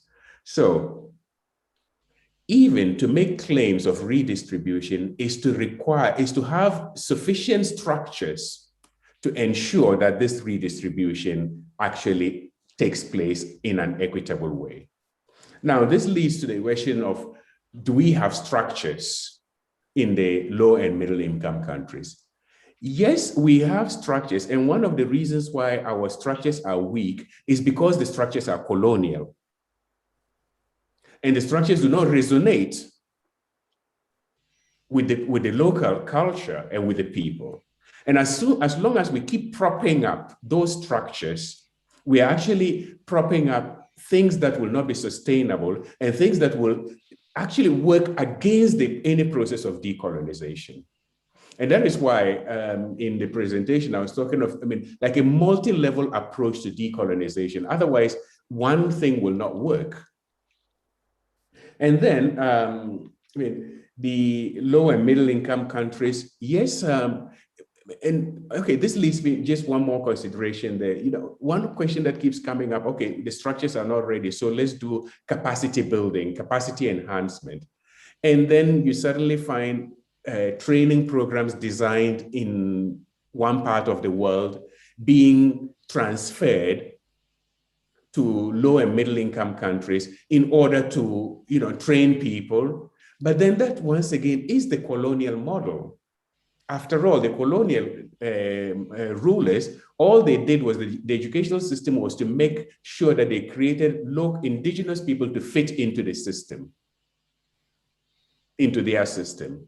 So this is where we need locally generated systems and locally generated knowledge. And I think, Abba's proposal really, if it were taken seriously, whereby national and even regional levels could come up with a real project and force, and I think we are actually in a position to do this, we can push funders to say that these are our health priorities, these are our health research needs. If you really want to be partners, this is where you have to put your money. If not, keep your money. Okay, yeah, so sorry. not at all. No, that's great. So we've got 1 or 2 minutes. So I just want to give 30 seconds to Gabby and Abba. If you have any final thoughts, I want to just make sure that you have a chance to that. Thank you. I just want to say that this has been an incredible conversation. And I know that sometimes this is difficult to address this issue of decolonizing, but we need more spaces like this, and hopefully even more diverse in terms of language and participation. And just thank you. And I hope that we can follow the discussion in our webpage. Maybe we'll post some of the replies to these questions in the group's webpage. Okay, great. Thank you. Thanks very much for mentioning that. So if you see at my screen, there is an address for the group. And so please do look at that address. And if you have any questions that you want to contact, and we will be putting up the recording of this and potentially the chat and the questions there as well. Abba, do you have anything that you'd like to add? No, I think I just want to say thank you, not only to the organizers of this conference, but also to the participants who have asked such thought-provoking questions. I'm learning a lot as I'm listening to the questions and answers by the panelists as well. All I want to say is that I think a lot of the refrain is, oh, can we really do it? Can LMICs really do it? How can it be done? And I think that answer comes from within the LMICs. If they decide that they do want to do it, I think the answers are there, and it's a question of how much they want to take ownership of their agendas and of their countries in terms of where they want to take the countries. So I think that's all I want to say. Thank you. So fantastic. So then that leaves for me to say thank you to your panelists.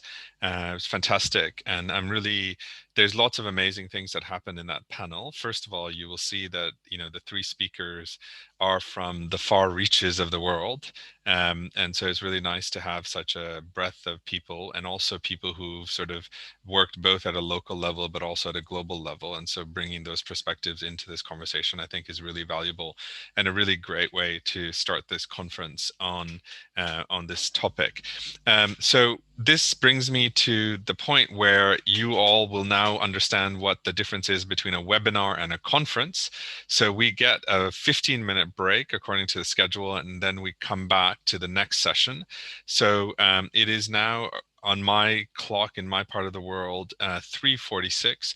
So we will be coming back live in about 12 to 15 minutes to start the next session. Until then, you get a few minutes to stretch, bathroom break, coffee, whatever it is that you need to do. And then please come back and join us. And thank you. So thank you very much, Sridhar and panelists, for that wonderful session. So I believe, Jamie will correct me if I'm wrong, but I believe we remain actually on camera and on sound. So any conversation we have is a public conversation, just like at a real conference now. So just telling my fellow panelists to bear that in mind in conversation as we get ready for the next session. So correct. That is. I'm going for a coffee and I'll be back. Yeah. So I think the panelists should, from the previous session, should mute themselves and turn off their cameras. Those for the next session, I see, well, Sridhar is one of the speakers, Sanjay I see, and Alison, who's chairing. Perhaps you could turn your cameras on so we could just prepare ourselves. Alison, there you are. Excellent. Very nice to see you. And you've got the background slide. Fantastic. Here I am, yes. And Sanjay, there you are too.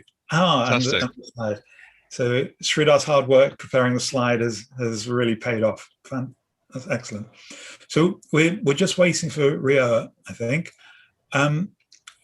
Alison, are you comfortable with sharing anything you need to know about? No, I think I can probably do it. Okay. I just want to say, I can't see Sanjay here. My camera only shows Abba, me, Caesar, you, Gabby. So if you... Sec. Let me just try. I went to, gallery view. Oh, hi, Sanjay. You just appeared on my screen. That's excellent. That was a great start to the conference. Congratulations, everyone. Very excellent discussion. It was an amazing start. I'm so pleased it's recorded as well, because I'm sure a lot of other people who couldn't make it will want to be able to see it. Yeah, So as far as the Q&A goes, I just think there may be judgment calls about which questions to prioritize. Yeah. Anyway. So absolutely. So the one thing to consider in that prioritization is that people have the ability to up or I don't think they can downvote, but they can upvote. So that gives you the strength of the interest in that question. But that doesn't necessarily mean it's appropriate for that session necessarily. So it's your call. Yeah, it was good. I noticed that you were seeking more philosophical questions in the last session, and that was a model for me, perhaps. Yeah, as you wish. Well, we'll just see what comes up. Okay.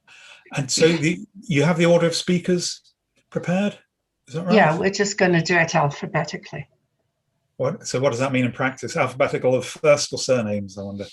Surnames. Does it might not make any difference? It might not actually make any difference. Actually, it makes no difference, quite amazingly. Whichever you take, first or last name, same order.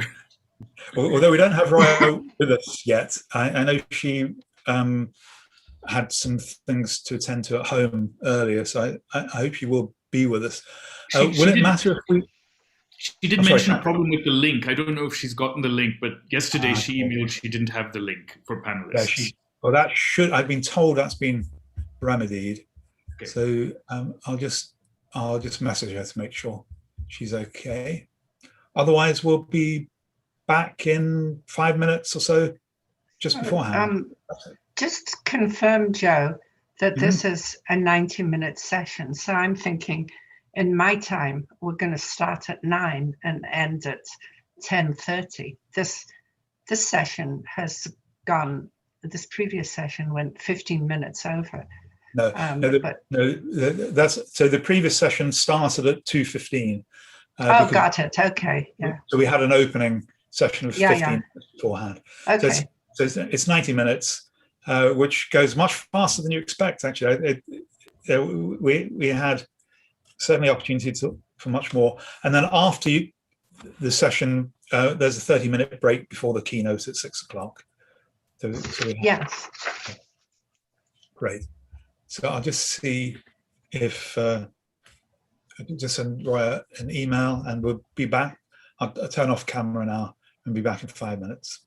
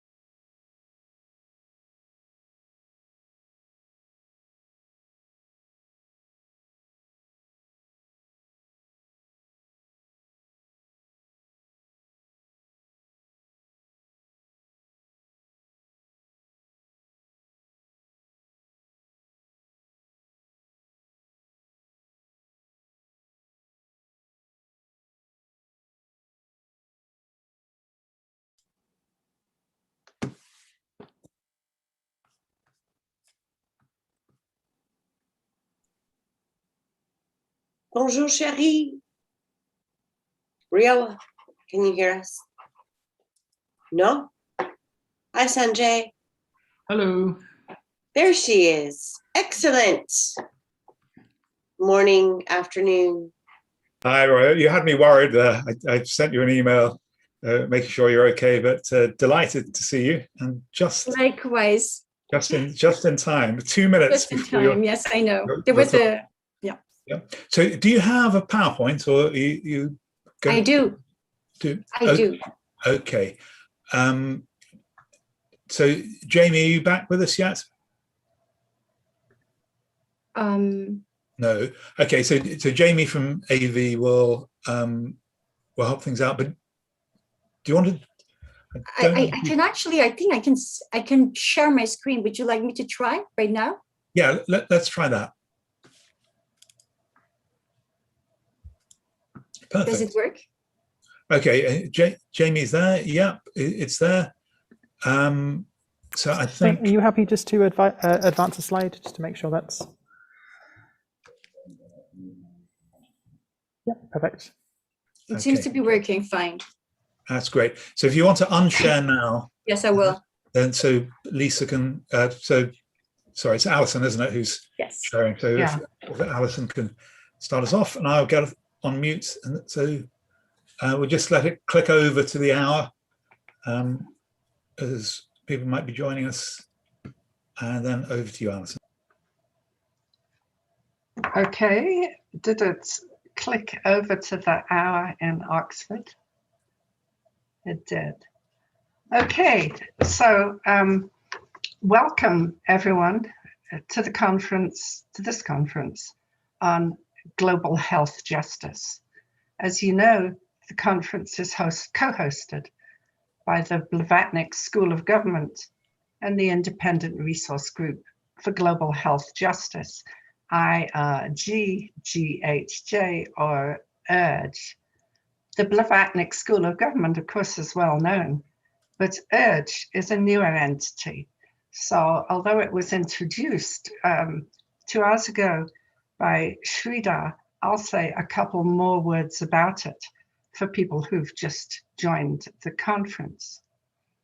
We have a website which says correctly that we're philosophers from around the world who've come together to support the global response to COVID-19, to make visible issues of global justice, and support global public deliberation on the profound ethical choices that the pandemic raises. And so the present conference is one of our initiatives. Sridhar Venkatapuram, who will be the third speaker on this panel, took the lead in bringing us together, and he's the chair of URGE. The other panel members, as well as me, are all members of the group, and I am Alison Jagger of the University of Colorado at Boulder. So the focus of the present panel is vaccine nationalism. We've got 3 panelists, and each of them will speak for 15 to 20 minutes, and they will just speak in alphabetical order. And that should leave plenty of time for questions. This is a 90-minute session. When you want to raise questions, the best way to do it is to put them in the Q&A function. And people who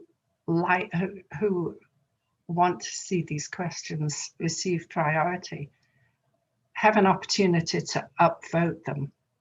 I'll read out the questions, not necessarily in the order that they were received, but perhaps in their order of popularity, and I might try and cluster a few of them.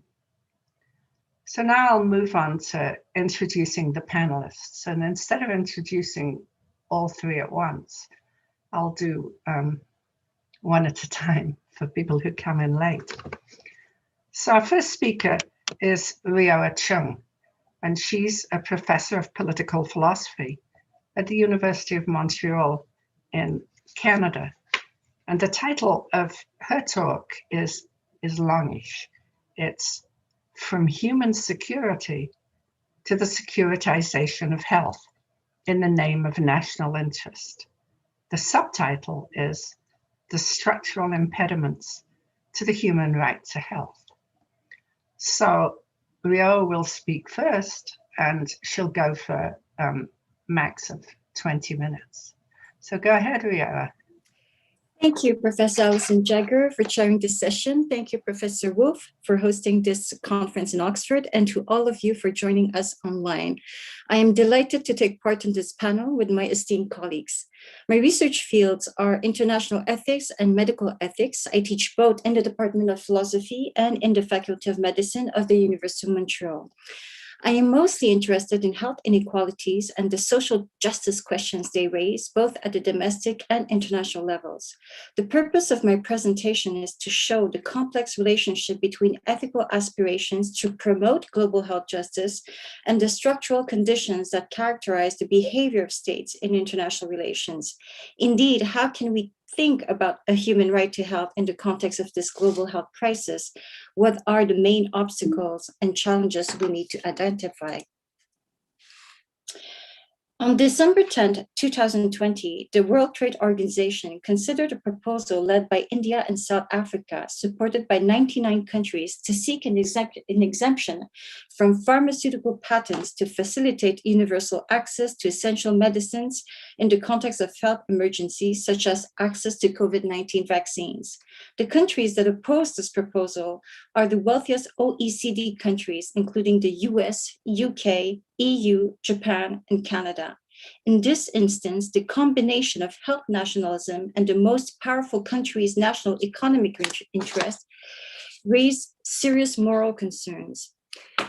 COVID-19 vaccine nationalism is harmful for all. World Health Organization Director General Tedros Adhanom said on February 2, 2021, and weak cooperation between nations is a major barrier to achieving worldwide vaccination at the scale needed to end the coronavirus pandemic. Despite the growing number of vaccine options, current manufacturing capacity meets only a fraction of global need, the WHO Director General said in a piece published in Foreign Policy magazine.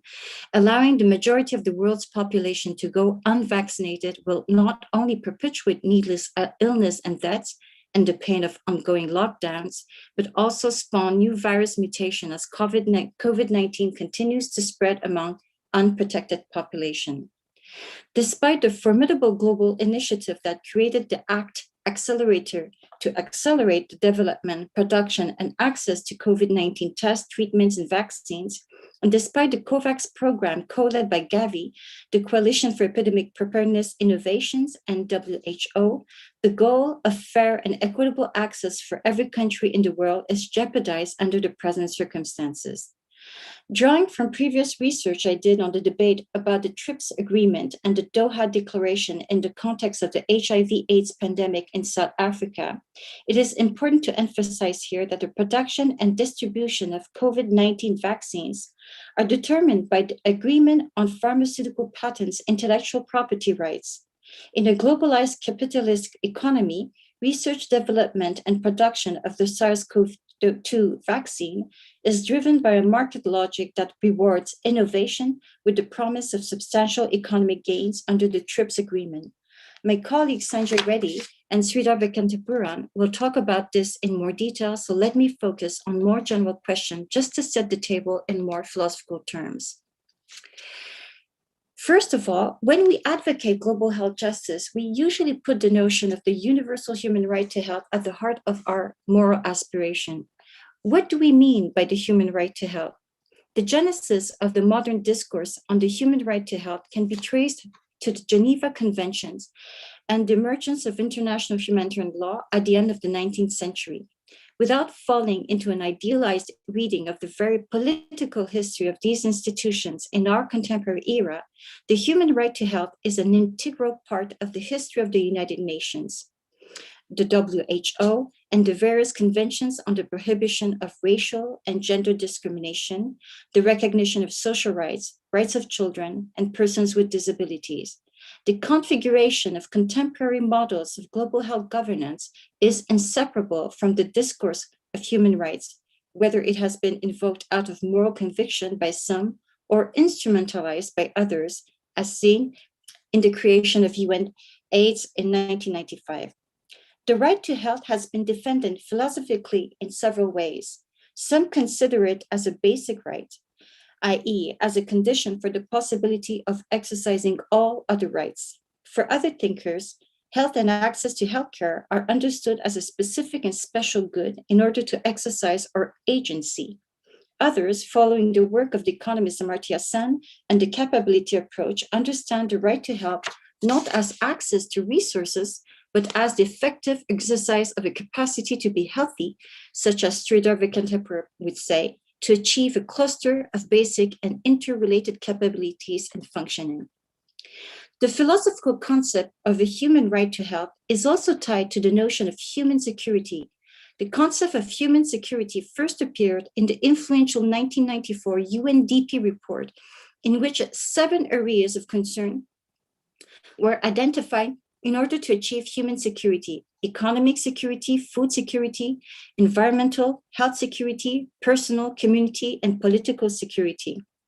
The emergence of this notion accompanies the health as human right movement that started in the 80s, in particular with Jonathan Mann's effort to realize the right to health during his mandate as head of the WHO Global Program of Action on HIV/AIDS between 1987 and 1996. The development of the notion of human security was parallel and actually preceded the notion of the securitization of health. However, for mostly pragmatic reasons, some advocates of health as human right eventually shifted towards the framework of human security, perhaps indeed, because it echoed the language of national security. There is a plausible case for arguing that the language of human security, which is more compatible with the vocabulary of foreign policy, is able to draw more resources for promoting global health than the more philosophical and hence murkier concept of the human right to health. Despite the importance of this debate, suffice it to say that the discourses of human security and the human right to health offer more comprehensive views of fundamental human interests than the securitization of health in the name of national interest. But how did health become such an important area of concern in terms of national interest? The notion of health security, first coined by Price Smith, has gained more and more importance in international discussions as well as in the language of national security within Western countries in the wake of 9/11. Following Stephen Elby's account, the emergence of the notion of health security can be traced back to the resolution of the World Health Assembly entitled Global Health Security, Epidemic Alert and Response, adopted in Geneva in April 2001. The genesis of this concept is associated with the perception of an ever-increasing threat of epidemics on a worldwide scale within the context of globalization, characterized by greater mobility and faster means of transportation covering vast distances. Shortly after, however, in the aftermath of the terrorist attacks of 11 September 2001, the Global Health Security Initiative, gathering the health ministers from 8 countries, Canada, France, Germany, Italy, Japan, UK, US, and Mexico, met in Ottawa and London in 2002. This initiative institutionalized the notion of health security by adopting in its mission statement the goal to improve health security globally and to better prepare for and respond to acts of biological, chemical, and radionuclear terrorism. Elby's interesting claim consists in saying that the notion of health security introduces the medicalization of security in the 21st century, by which he means an increased involvement of the medical profession and of the community of public health researchers in the design and implementation of national and international security policies. According to his views, issues related to health are now at the heart of national, regional, and global security discussions and have been propelled as such into the realms of high politics, i.e., pertaining to the survival of the state. It is important to stress that Elby articulates substantial critical reservations in regard to the phenomenon of the medicalization of security. According to LB's Foucauldian perspective on biopolitics, the principal effect of the recent rise of health security is to infuse the logic of medicalization much more deeply into domains of national and international politics, and indeed into the practice of security. I quote him, "Today, the medicalization of social life has reached a stage where it can even begin to shape the highest and most sacrosanct domains of politics, the provision of security. Mangling Clausewitz, security might simply become the continuation of medicine by other means," end of quote. In her important contribution to the field of international relations studies, Sarah Davies claims that good health is vital for good politics and vice versa, by which she means good politics beyond the purview of national security. Scholars and chief actors in international relations underestimate the fundamental impact that health issues have on matters of domestic and international political stability, on the conditions of sustainable peace building, and furthermore, on matters of social justice, both at the domestic and global levels. It is from that perspective that Sarah Davies regards the securitization of health as being too narrow and too limited in scope with respect to the critical importance of health issues in international affairs. She argues that in the era of globalization, bioterrorist threats, and increased risk of pandemics on a world scale, health concerns are raised to the level of high politics only inasmuch as they are linked with objectives of national security. Therefore, such a view will limit global health cooperation to the mere containment of national insecurities without ever addressing their social and political root causes. Davies outlined two competing approaches to health issues in international relations. Within the status approach, health security and the securitization of health are propelled into high politics only inasmuch as they serve national interests. It is not hard to understand why, as the chief agenda of such an approach, the threats of worldwide outbreaks of epidemics, such as the episodes of the West Nile virus in 1999, SARS in 2003, and Ebola in 2014, as well as threats of biological and chemical warfare following the episode of the anthrax attacks in the United States in the wake of 9/11, mobilized the resources of many countries and profoundly shaped actions of priority setting for international cooperation. Insofar as it puts the emphasis on the imperative of national security in order to address the health issues deemed worthwhile, such an instrumental approach cannot overcome what Davis calls the dynamics of insider-outsiders, friend and foe, which threaten to block the opportunities and the scope of international cooperation in the field of global public health, while substantially impregnating the latter with political tensions and unequal relations of power, which in turn feeds the sources of conflict in international relations. On the other hand, proponents of the globalist approach claim that issues of human security need to be recentered on the health needs of the individual. In the light of global health insecurities, globalists contest the limitation of the Westphalian system of international relations, founded on the sacrosanct principle of the sovereignty of states, and favor greater cooperation in order to deal with complex transnational issues of various kinds, economic, technological, political, environmental, for example. The globalists or cosmopolitans will also contend that in numerous cases, the state is in fact at times the very first causes of the health insecurities crippling its own population. According to the globalist approach, health inequities and deprivation should be analyzed in light of unequal relation of economic might and political power between countries and populations in international relations.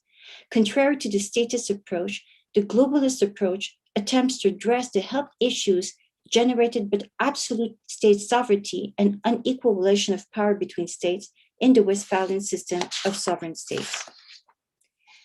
It is interesting to note the publication of two Oxford handbooks in 2019 and 2020, just before the pandemic. The Oxford Handbook of Public Health Ethics was published in 2019. The Handbook of Global Health Politics was published in 2020 and includes a chapter by Yushra Ribi-Shawa and Jennifer Prah-Ruger entitled The Politics of Global Health Inequalities, Approaches to Studying the Role of Power. I want to argue that the methodological approach of political philosophy in terms of conceptual analysis can contribute significantly to this interdisciplinary exchange, provided that political philosophers are also attentive to the empirical data that characterize our object of study. Among these empirical data, one should not miss the analysis of power relations and institutional structures particular to international relations. In this presentation, I draw from the work of philosopher Iris Marianne Young, who develops her conception of structural injustice in view of her social connection model, to understand better the complexity involved in the notion of individual and collective responsibility. Some harms suffered by identifiable individuals are produced by social structures in which we all participate through our interactions without it being possible to identify particular agents to whom we could ascribe direct causal responsibility. This theoretical approach widens the sphere of investigation of the structural causes of health vulnerabilities at the domestic and international levels. Structural injustices will often involve a combination of the causal responsibility of identifiable actors and the more diffuse network of individual and collective agents involved in the creation and perpetuation of identifiable wrongs for which pinpointing the direct causality is impossible. Young was interested in understanding individual and collective responsibility outside the traditional legal model of liability. And I will let you read Young's notorious definition of structural injustice which explicitly addresses this aspect. We must, for example, analyze salient feature of structural injustice in light of the current race to vaccines. Following this analytical framework, we should look more closely to the objective constraints that determine the inequalities between individuals or actors in this social connection model. In the context of the COVID-19 vaccine race, objective constraints predetermine power differentials in the negotiation of intellectual property rights that currently block universal, equitable, fair access to the vaccine in the context of this global health crisis. We know that states are key players in international relations. Any form of multilateralism or international cooperation must take into account the unequal political, economic, and diplomatic bargaining power of states pursuing their national interests. We know that these power relations determine the TRIPS agreement. We know that the WTO rests on asymmetrical structure disadvantaging poorer states. So it is hardly surprising that South Africa and India's initial request on December 10th within the WTO, despite being supported by 99 countries, is currently opposed by the most powerful states, such as the European Union, the United States, and Canada. The status quo is presently maintained to the detriment of the poorest countries. Following on from the above, another characteristic concerns structures in action. This analytical framework urges us to reflect on the institutional and collective dimensions of structural injustice. Iris Young invites us to reflect on the resources of power and power differential reproduced in the social processes in which we collectively participate. Beyond the methodological individualism at the basis of a particular conception of the moral obligations of justice, the principles of global justice and health must imperatively analyze in depth the political, economic, and scientific resources of power that structure in action the power differential between the states, but also between the states and non-state actors represented by pharmaceutical companies and NGOs. Some of the NGOs have more money than the entire national budget of the countries they assist. We need to reflect on the constellation of actors that influence the international health community political arena. This is not necessarily to condemn or blame or criticize highly influential actors who support multilateralism and international cooperation in global health. Still, it is crucial to explore further how actors such as Médecins Sans Frontières, such as the Bill Gates Foundation, such as the World Health Organization, can reproduce in action power structures that need to be questioned. Finally, the analysis of structural injustice at the international level leads us to a better understanding of how we unintentionally participate in the production of unintended but unjust global health outcomes, each freely pursuing our interests as individuals or as institutions within the bounds of permissible legality. This means that even without acting in criminal ways, we collectively participate in reproducing deeply structural inequalities that will inevitably impact global health inequalities. As I try to show in other works, these structural inequalities ineluctably manifest themselves as epistemic injustice, just as epistemic injustices also produce and sustain structural injustices. At the very least, it is imperative that we, as researchers and stakeholders in academia, reflect on our own position of epistemic power and think about how best to share the platform and engage discussion with colleagues and actors representing the countries that are disadvantaged by these unequal power relations due to historical, economic, and political injustice that produce and maintain structural injustices. And lastly, we need to acknowledge— Ria, you've just gone over 20 minutes. You've had about 21. Can I just conclude? Yes. Well, okay, so just a short conclusion. A short conclusion, then I will just say that, okay, so I guess I'll just skip and say that in conclusion, among the critical challenges of our time is the need to support the human right to health and develop global health justice principles by studying in depth the structures of global health politics and global health governance. If we do not meet this challenge, we will not be able to overcome the structural injustices that will lead us to unsurmountable health and environmental crisis. Just as global justice's moral obligation must be deterritorialized, so too must access to healthcare be decommodified, decolonized, and denationalized. Thank you very much for your attention. Thank you so much, Professor Chung.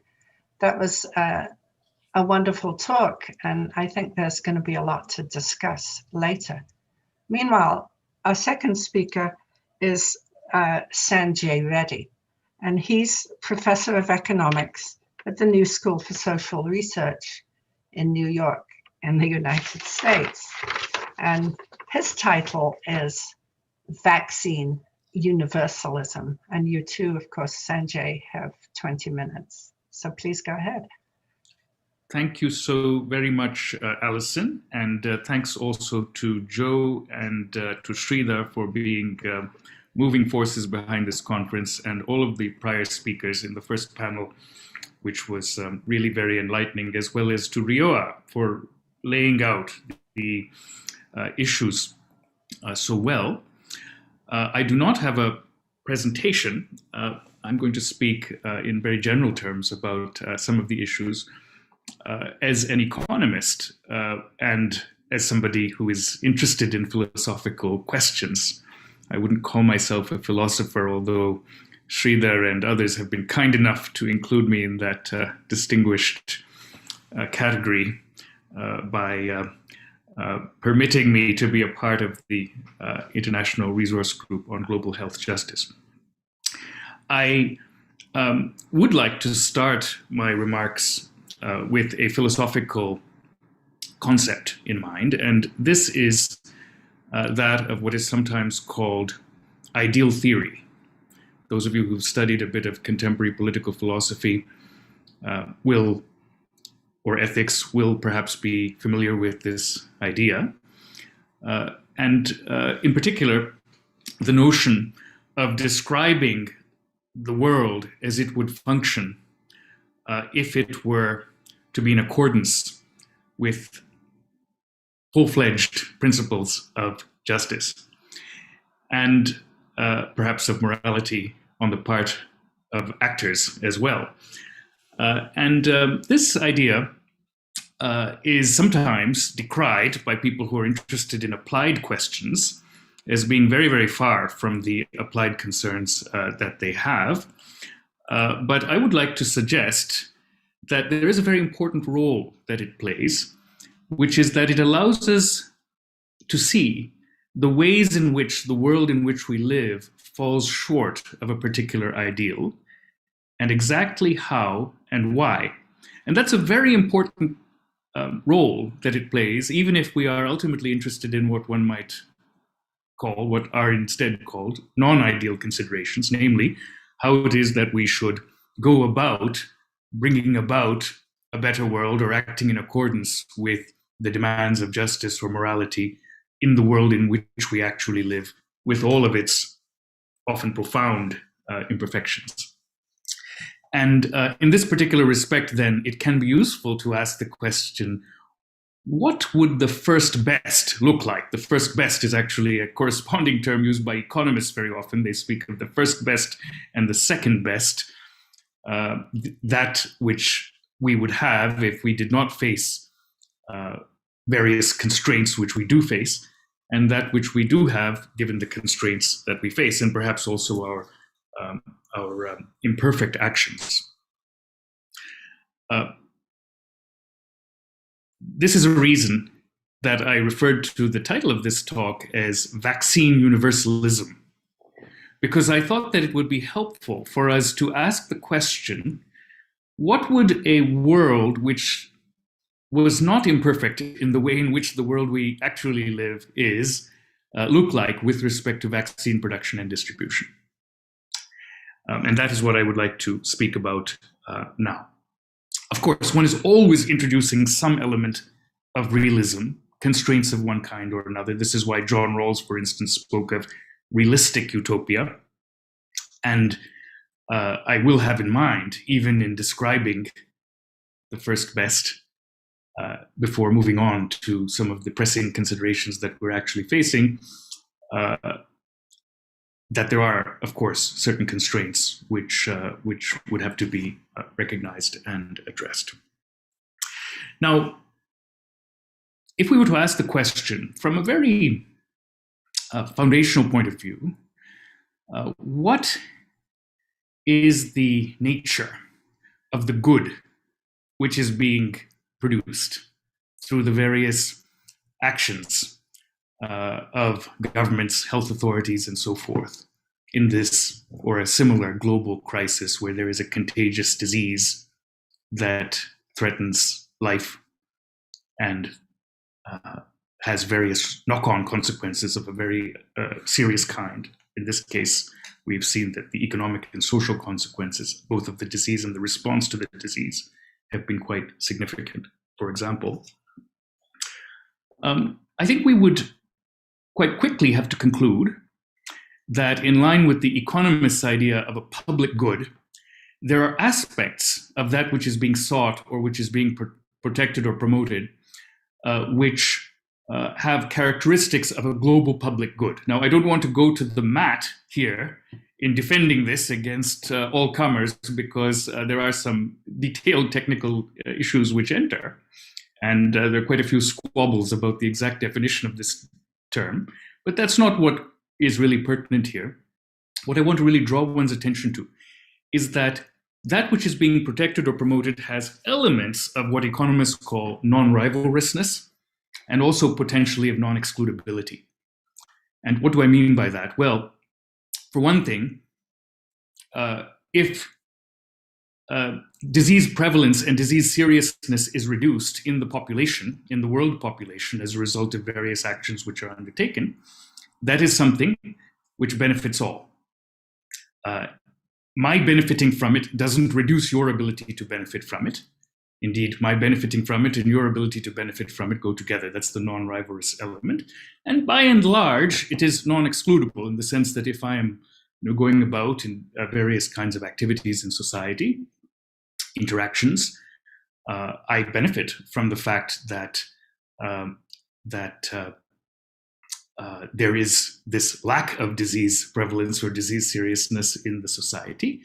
And I cannot be excluded from receiving that benefit except by excluding me altogether from such transactions and interactions. So I would suggest that in this very fundamental sense, the good which is being protected or promoted has these two key characteristics which are often associated with the concept of a public good. And indeed, because the lack of disease prevalence and disease seriousness in which we're interested ultimately has a global scope because of the possibility of contagious diseases crossing borders, it is a global public good. Now, wherever a public good is present, there are, as economists have extensively studied, on the one hand, very strong arguments for its being provided to the fullest extent possible. The efficient solution involves a very high level of provision of the public good so that all can benefit from it. But it also turns out, as economists have also extensively studied, that there are various kinds of incentive problems involved potentially in getting people to make the contributions which it would be desirable for them to make in order to provide the efficient level of the public good. That having been said, the so-called free rider problem, in which people allow others to provide the public good and simply sit back and benefit from it, is rather less serious, I think, than economists typically understand, and this can be, or oftentimes think, and this can be seen both in theory, for example, in game theoretic investigations of public goods provision, and in practice, much more importantly, I would say, which is that very often when we look around the world, we see that public goods are in fact provided, not at the optimal level, because there are some difficulties of the kind that I just described, but they certainly are provided to some extent. And one reason for that is that those who are in a position to benefit from them substantially have an interest in their being provided to some degree, and in coalescing with other, so to speak, large actors who also have an interest or ability to benefit from them substantially in order to ensure their provision. And so the empirical extent of public goods provision is usually less than zero, in fact, more than zero, and in fact, very often quite a lot more than zero, contrary to the extremist interpretation of the free rider problem. Now, all of this is just to say, or goes in the direction of saying, that the enlightened self-interest of countries, and indeed peoples, as John Rawls might have had it, but I actually prefer people, individuals the world over, consists in the provision of this public good at a global level at a sufficient scale. And that is only very thinly a moral argument. It's fundamentally an argument from the standpoint of self-interest. But of course, there may be some moral considerations which enter into the interpretation of extended rationality that would support, or rationality properly understood, that would support the efficient level of provision of that global public good. But of course, we don't have to rely only on that. There are also other regarding considerations which enter too. We know very well from the extensive discussions, both philosophical and public, on global justice, that there are various ways of motivating a strong obligation which extends across borders and across parts of the world and across populations to ensure access to essential health commodities such as vaccines everywhere. And Rioa, among others, have already canvassed some of that literature.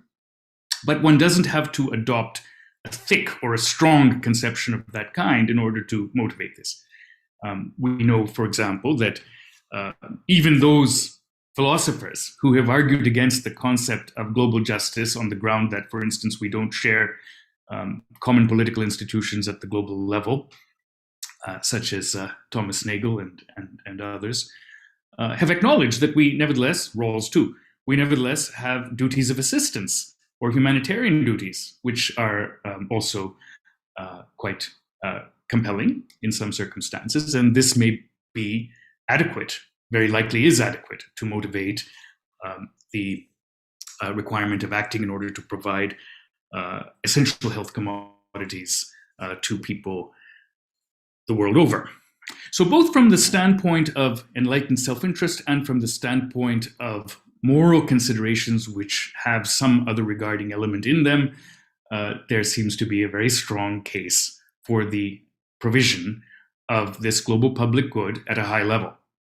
And that in turn would seem to require particular kinds of interventions and specifically the provision of the health commodities, in particular vaccines, which would enable population health to be attained globally in the manner that I have conceived.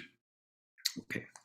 Now, moving to a more practical realm, how is it in this first best conception of vaccine universalism, how is it that we would achieve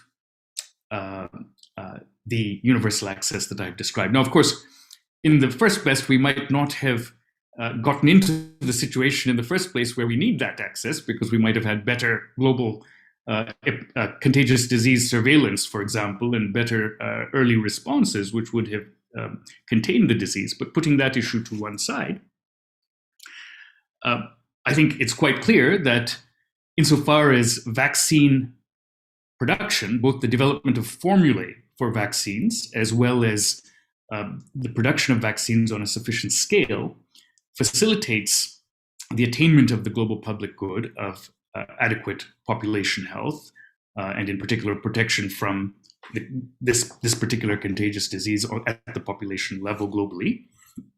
There would have been a very strong case for a public cooperative research and development and manufacturing project at the global level. And without specifying very greatly what exactly that would involve and what elements of private cooperation with the public sector might be entailed, I think that it's quite clear that some amount of international cooperation in particular between governments and involving international health authorities to bring about the shared development for the common benefit, for the common good of the relevant formula or formulae, because there could well be a portfolio, of course, of vaccines, as we have indeed seen developed, which would be useful, would have been entailed. And I could go on, and will be happy to go on in the question and answer session or the discussion session on about the question of how exactly such a international public initiative could have been organized in terms of the provision of research and development initiatives, the canvassing of potential supply bottlenecks, which could be could and should be overcome for essential inputs for manufacturing processes, and so on and so forth. But I won't go into those specifics now. I want to simply point to the high-level idea that there would have been such cooperation. One of the arguments, which is very often given against the possibility of such cooperation, is that there are only very limited capabilities in the world to undertake the required research and development, and also to produce the vaccines in question.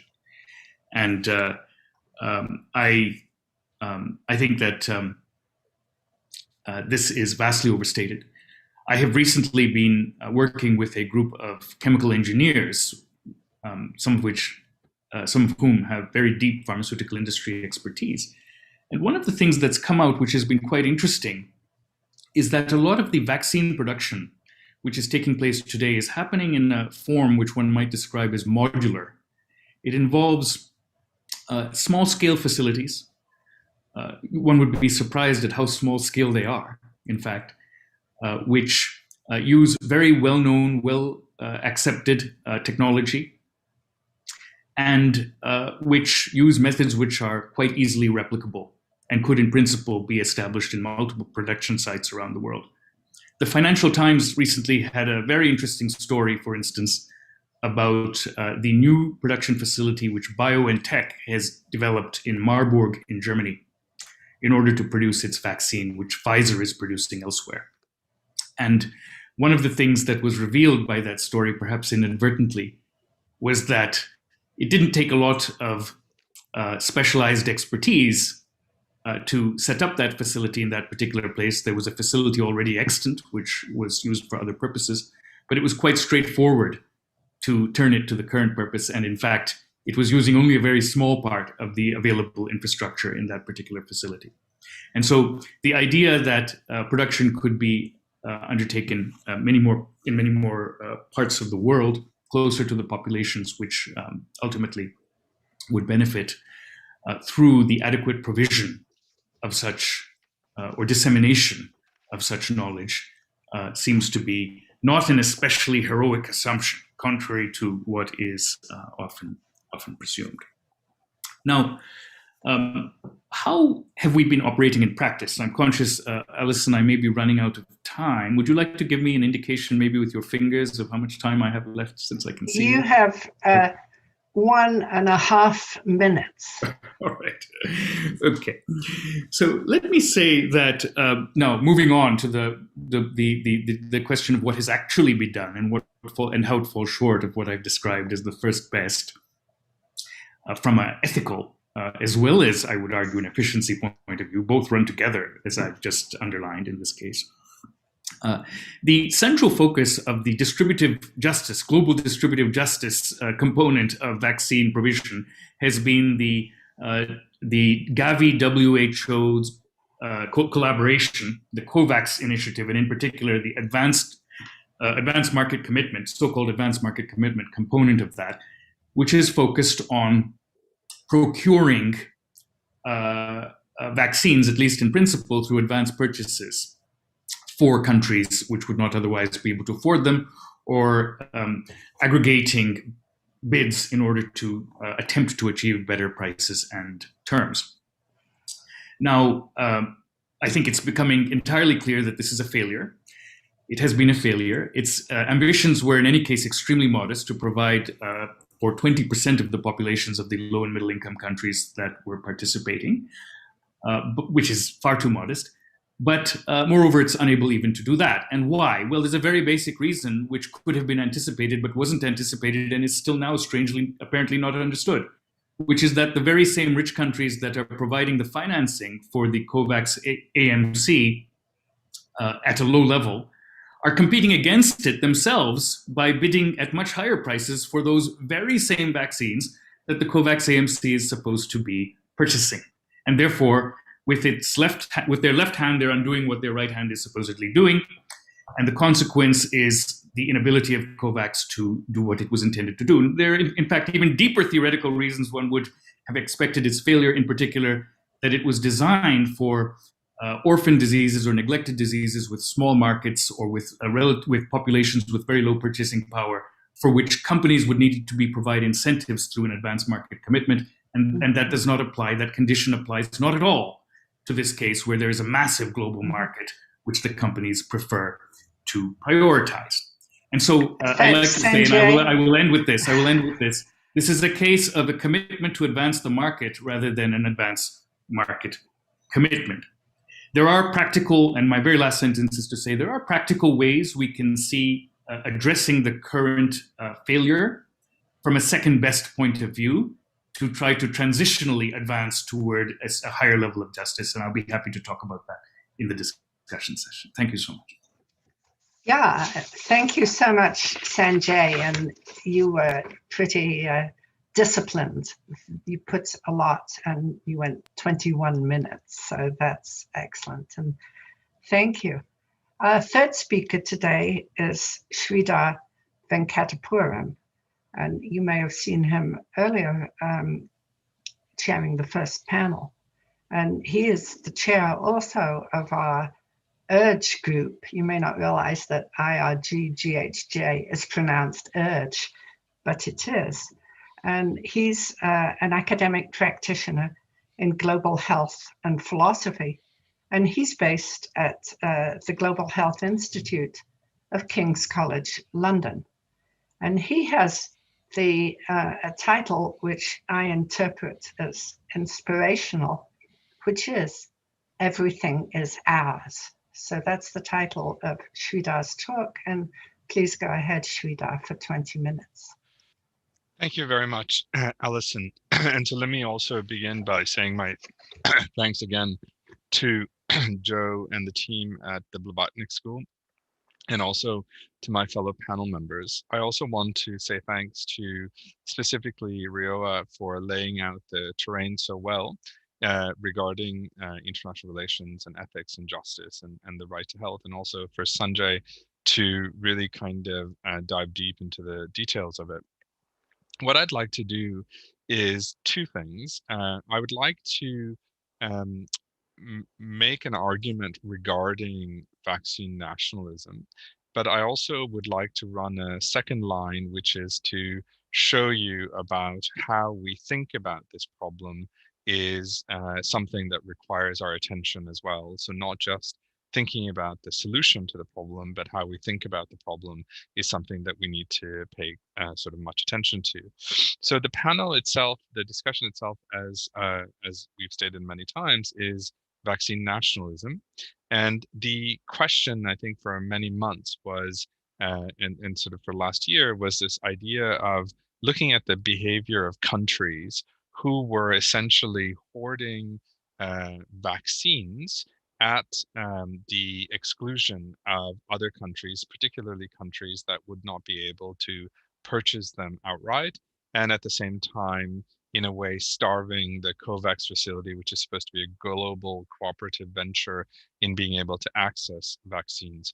And so there was this idea that vaccine nationalism, as I believe Arthur Kaplan termed it, and I may be mistaken as to who particularly raised that as sort of the first time, but this phenomenon where essentially countries were prioritizing their own citizens first in terms of getting them access to the vaccines before getting or ensuring that other countries and the world sort of is also able to access the vaccines. This priority of their own citizens and perhaps residents is sort of seen to be as somehow morally problematic.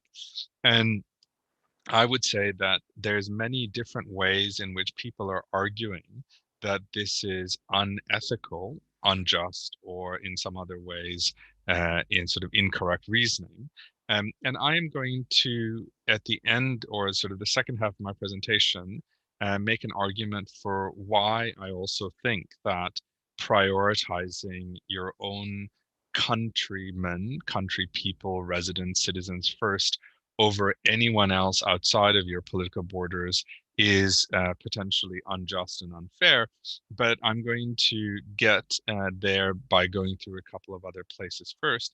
And so I think that there might be many different reasons for being able to argue for being someone who is not for vaccine nationalism. But I think that the one reason that I'm going to put forward has been very sort of under-examined. But I want to first go through the other two pieces as well.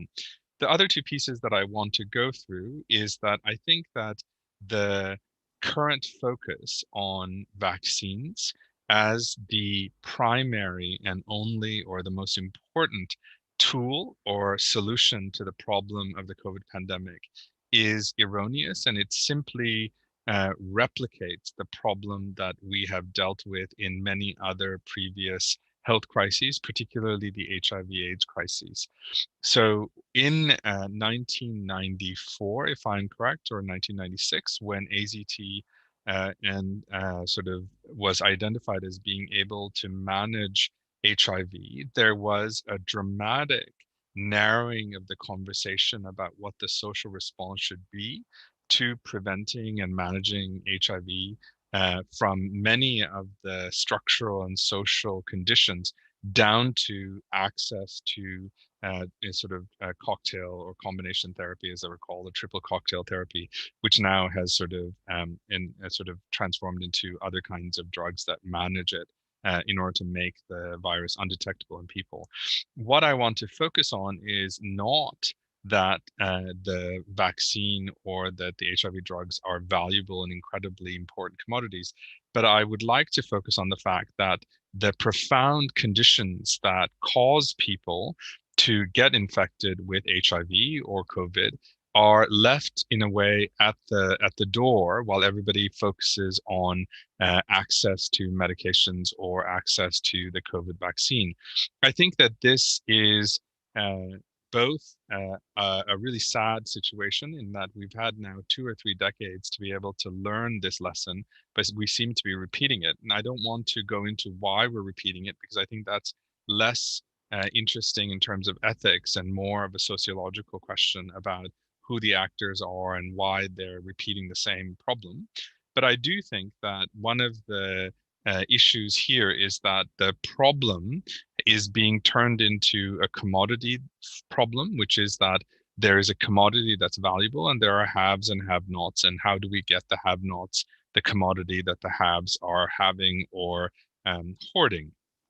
And I think that this is a gross disservice and actually is sort of undermining the greater sort of issue here about global health justice and what we're trying to achieve in sort of thinking about and trying to realize global health justice is that I think we want to be able to provide the conditions in which human beings can be healthy and to address the threats, but by focusing only on this one commodity, which is very specific and very finite, we're not actually addressing the potentially sort of other issues that could help address the pandemic and contain the pandemic in a much more sustainable and systematic way.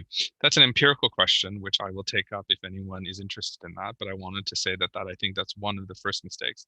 The second mistake is that I think the focus on commodity is specifically geared towards narrowing the conversation away from much more profound discussions. So I think, for example, in the United States, we can see that there was a very concerted effort to make masks a very political issue, that is mask wearing and the requirement to wear masks as a political issue.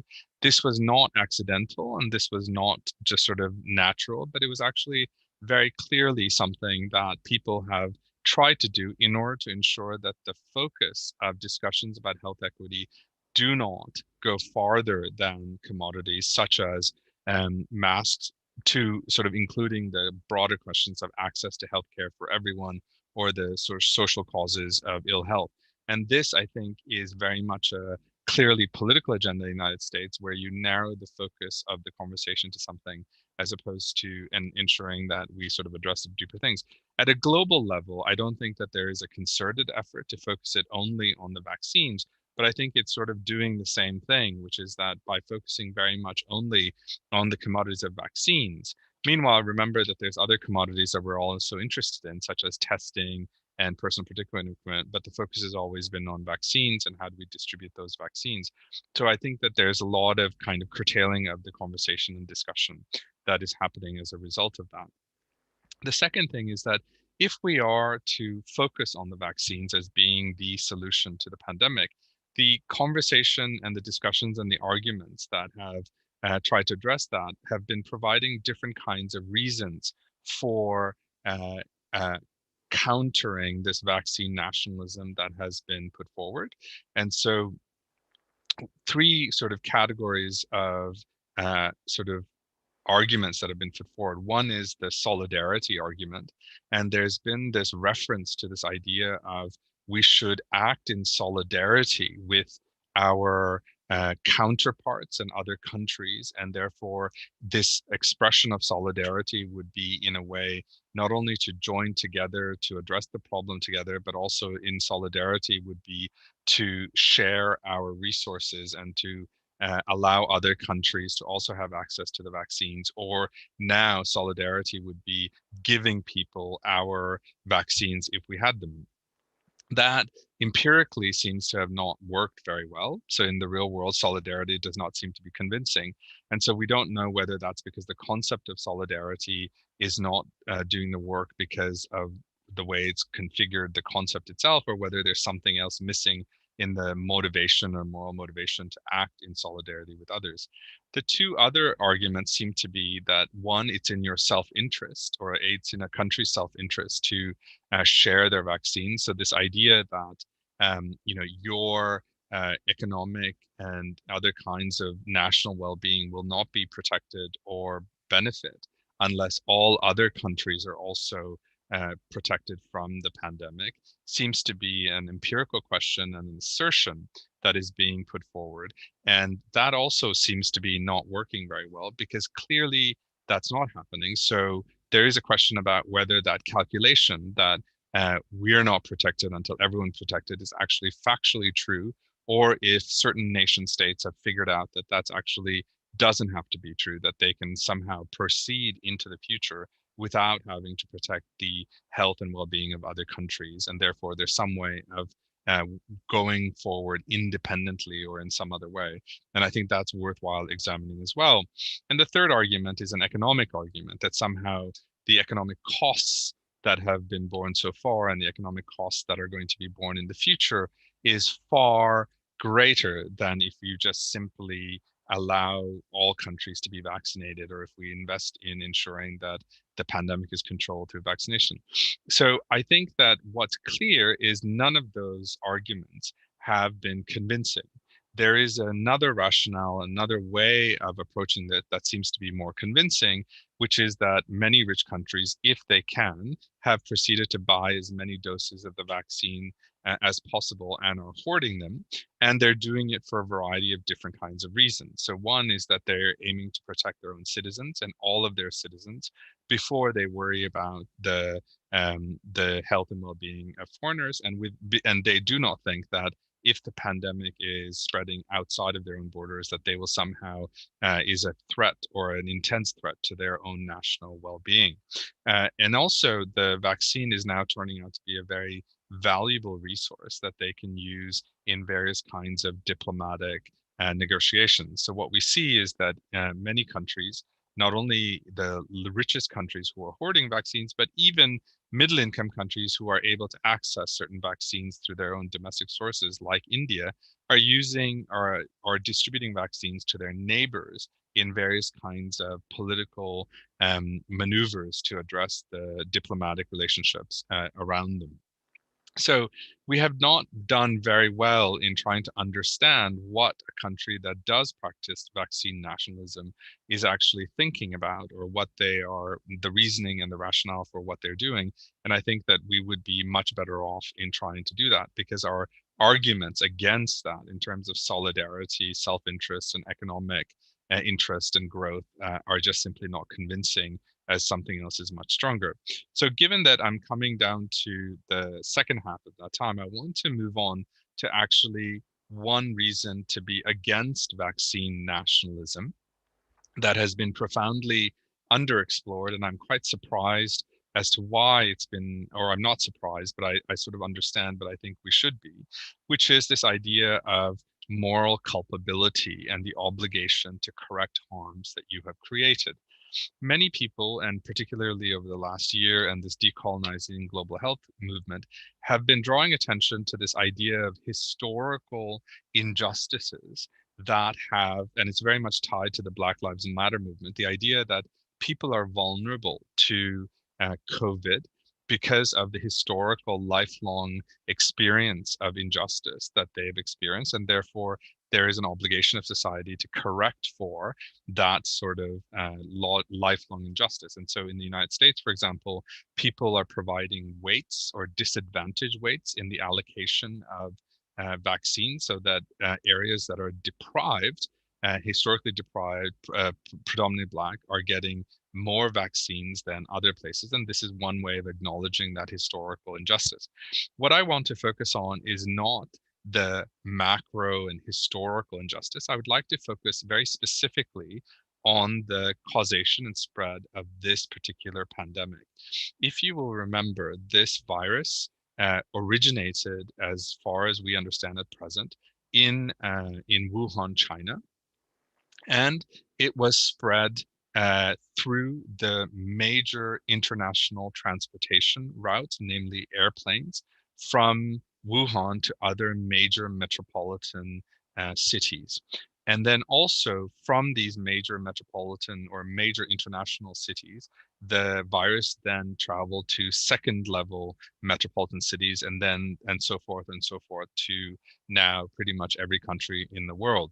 What I am specifically interested in is, on the one hand, you have the question about China as a nation state that has, for a variety of policy actions and neglect, been an environment that created or gave birth to this new harmful organism.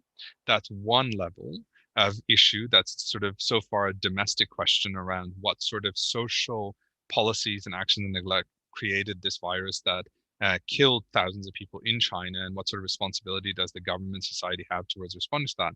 What I would like to focus on instead is actually the social policies and neglect that allowed that virus to travel internationally to other countries. And on one hand, we have the idea of, why did the international sort of health regulations and all that was required fail in regulating the behavior of states and what they do and how they respond? I am more particularly interested in the fact that major countries, particularly developed countries, that are home to international airports and the major international airports, allowed the virus to spread to other countries from their own airports. And that then sets up a series of steps around what actions could have been taken, not only to protect their own populations from the virus, but actually by stopping international travel, they could have prevented the spread of infections to other countries, particularly least developed countries. And why I raise this issue is that for the last decade, or since 2008, when the United Nations Commission on the Social Determinants of Health was established, and when it created a report, it had identified a number of social, political, and economic factors that cause and distribute illness and preventable death within countries and across countries. After the UN Commission, there was also the Lancet Commission on the Global Governance of Health that identified more and focused more on the international or transnational events, processes, and procedures and institutions that actually cause and distribute ill health. And there has grown enormous amount of debate about whether we can show causation at the international level and transnational level about harms. And this is also in philosophy. I think there was a great debate about whether institutions can be held accountable for justice or injustice. And so while that debate has largely gone empirical, where economists and epidemiologists have been debating each other about whether they have sufficient evidence for causation to show what in one country caused in another country. So for example, does NAFTA create better or worsen health? Does the EU as a collection improve or worsen health of its people? Or does Brexit cause or improve or worsen health? These are all empirical questions that people are trying to answer and sort of debating about. In this case with COVID, what we have is real-time mapping of the genome of the virus from Wuhan as it spreads across the world. So we have real-time mapping of a virus, and as it goes from country to country, it's been mapped to see where it went from at what time. So for the first time, we have the ability to actually show how a harmful agent has moved from country to country, but it's not passively moving. It's been allowed to move from country to country. And I think that this idea that countries were able to prevent harm and in fact allowed harm to happen, or in fact caused harm, creates obligations in order to correct that harm. And this is one reason, I think, is a significant reason that you also have a duty to ensure that the people that you've harmed also get access to the vaccine in order to be able to prevent harm. So with that, my time has run out. And so I want to just make that argument, that I think that we have looked very little at the moral culpability of the causation and distribution of this pandemic. And I think the genome sequencing is one of the first and beautiful and exquisite evidence of that causal pathway. And we need to talk much more about what the duties that flow from that causal chain of harm is. And one of them would be to ensure that all the countries have access to all the commodities that are necessary in order to solve those harms. Thank you very much. Well, thank you so much, Sridhar, for a third wonderful talk. I'm going to now look at the Q&A where people can ask questions. And I'm going to do a little bit of selecting. The first comment is by Peter Ikane, who agrees that the principle of enlightened self-interest is compelling. But that's more of a comment than a question, so I'll move past that. The second one is by a member of our group Nicole Hassoun. And Nicole, if you don't mind, I'm going to skip you to move to questions from outside the group. And first, I'll take Brian Rands. He says, according to the data from our otherworlddata.org, there's a disparity of COVID-19 vaccine distribution between the West, meaning the United States and Europe, and Africa and Asia. He asks, do you think the distribution of vaccine should be equal? If so, why should it be equal? And how can it be, considering there are still profit incentives in the companies that manufacture these vaccines? So who would like to, on the panel, address that question? Go for it, Sridhar. So I think that there's two different points of that question. One is the profit problem, and then the other one is, should it be equal? And I have to say that I don't think anyone is arguing for the equal distribution of vaccines. I think that does not make sense from an epidemiological perspective, in that it is not the equality of vaccines that we're looking for. We're looking for effective containment of the different epidemics in different countries. So the idea of, I think, 20% of health workers was, or 20% of the population or something like that, was a number that the WHO came up because someone calculated that 20% of a population is healthcare workers or something to that effect. So one is that equality of vaccine distribution is not the ideal in any of this, and I would be quite curious to see if anybody is arguing that given a limited resource such as a vaccine during a time of pandemic should be distributed equally across countries or nation states. I don't think that's the truth. The second thing is that, ironically, in this situation, if we were to be sort of playing sort of the impartial observer from a point where we look across countries, you actually find that the richest countries are the worst off in terms of the pandemic, and therefore they actually require more vaccines. But now, as time goes on, we are seeing that perhaps Brazil is exceeding in scale of their of the devastation that's been created by the pandemic, as well as India. So the numbers in terms of how do we proportionally distribute vaccines in order to effectively contain the harms that are being produced by the pandemic is more of an epidemiological question rather than an equality question. I think that's how I would answer that question. Thanks. Could I just add a word? Go for it. Yes. Sorry, I want to add a word on the other aspect of the question, which was the private sector firms' motivations. This also came up in another one of the comments, I think, in the chat. I think that the rich countries clearly have shown themselves, and Rioa mentioned this very clearly, beholden to pharmaceutical companies' interests and perhaps other companies' interests, in particular in terms of the protection of intellectual property rights as conventionally conceived. She pointed to their advocacy against and their very strong opposition to the South Africa-India TRIPS suspension proposal. Now, if we ask the question, whose interest is being served there, of course, it's quite right to see that it's not the interests of the population, even of the rich countries. And they too would benefit from much more widespread production, fewer barriers to other companies entering the production of these vaccines. So it's really an intranational distributional conflict as much as it is an international one.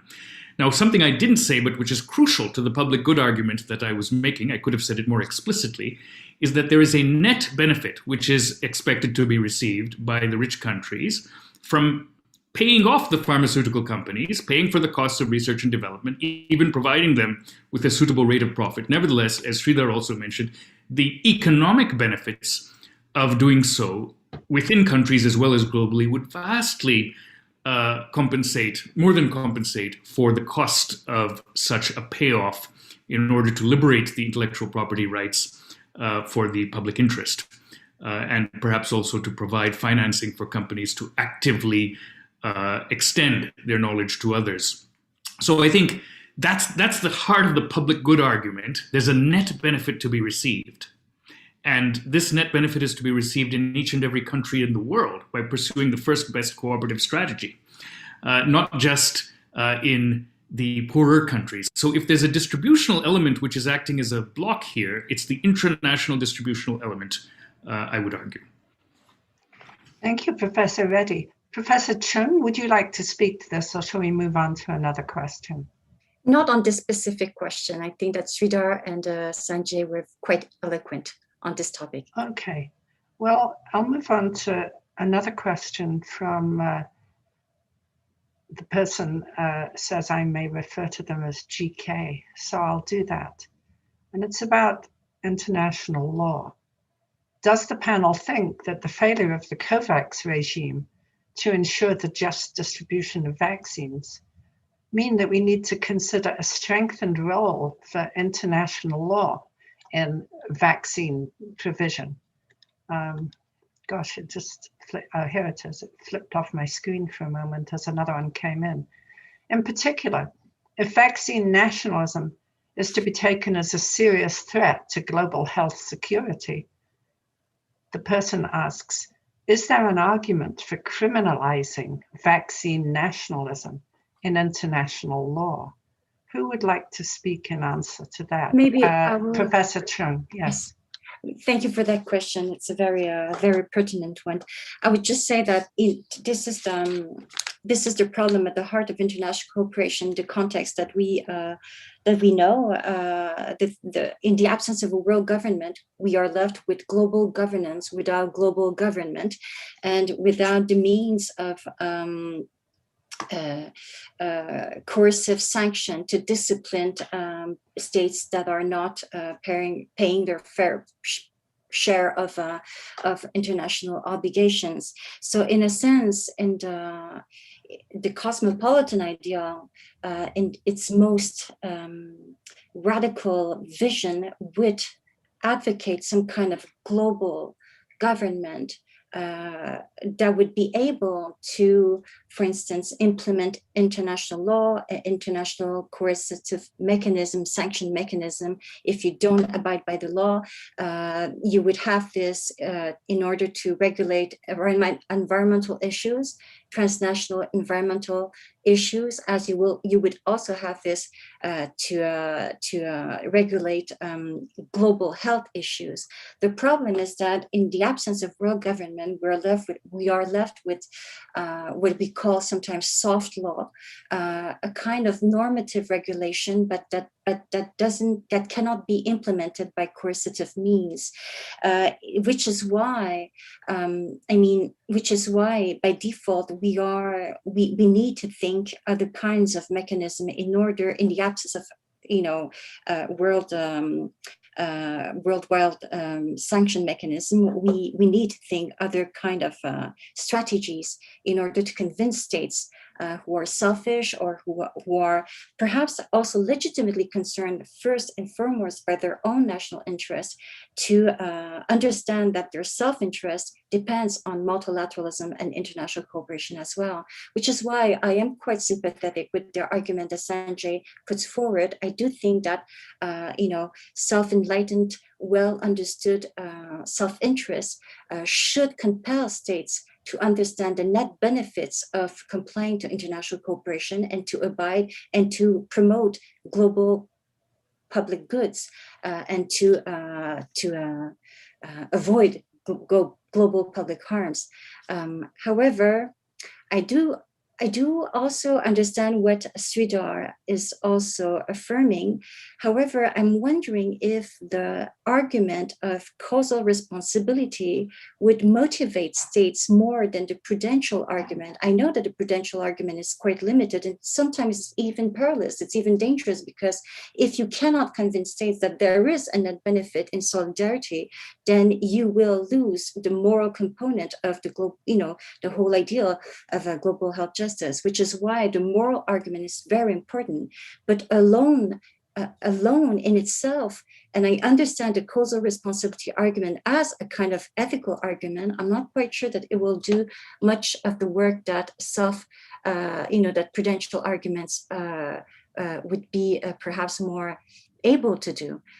But just to end on this note, I think that moral discussions in following a constructivist or sociological perspective in international relations, I do believe that moral aspiration grow out of international deliberation, of public dialogue and conversation, such as the ones we are having right now. And I do believe, but maybe I'm too optimistic, that these moral aspiration eventually will have some kind of influence in the making of paradigm shift, of normative paradigm, and on models of global governance that we could be able to envision for the future as well. Thank you, Professor Chung. Would anyone else like to speak to this? Okay, well, if not... Actually, sorry, I'd just like to say one word, if I could. I'm slow in unmuting myself. I just want to say criminalization is a very strong idea. I don't think we need that. And I also think that it may well have pervasive consequences in terms of the psychological impact. And I think Rio's remark on Sridhar's last idea, I think, was very apposite, and I'm in agreement with her there. That one wants to be careful about speculating too much on the moral, psychological character of these kinds of or likely consequences of these kinds of invocations, because it might well be that it even has a perverse effect in some cases. The one thing I would like to emphasize, which is positive, is that cooperation is a muscle, so to speak, very using a very loose metaphor. And I think we have not had in the international system that muscle even existing with respect to the kinds of health cooperation we're talking about here in relation to production and distribution of health commodities, let alone being flexed. And all of the pandemic preparedness which took place, and there were such activities, was very much within international context. The WHO urged countries to undertake pandemic preparedness, which they largely did vis-a-vis influenza. No other diseases were considered by and large, but also the international dimensions were completely neglected. And so I think that vacuum is very evident now retrospectively, and it ought to be filled in the future. Thank you. I'd like to now move on to a question from Hal Pinheiro, which on the surface doesn't look all that philosophical, but I think it can lead into definitely issues of global health justice. So Hal says, not to say there isn't a problem of vaccine nationalism, but throughout the three presentations, it seems it was implicitly conceded that the problem truly originates not in nationalism, but in the value of intellectual property rights of a few powerful corporations getting weighed more heavily over and above the lives of millions of people, regardless of which nation they belong to.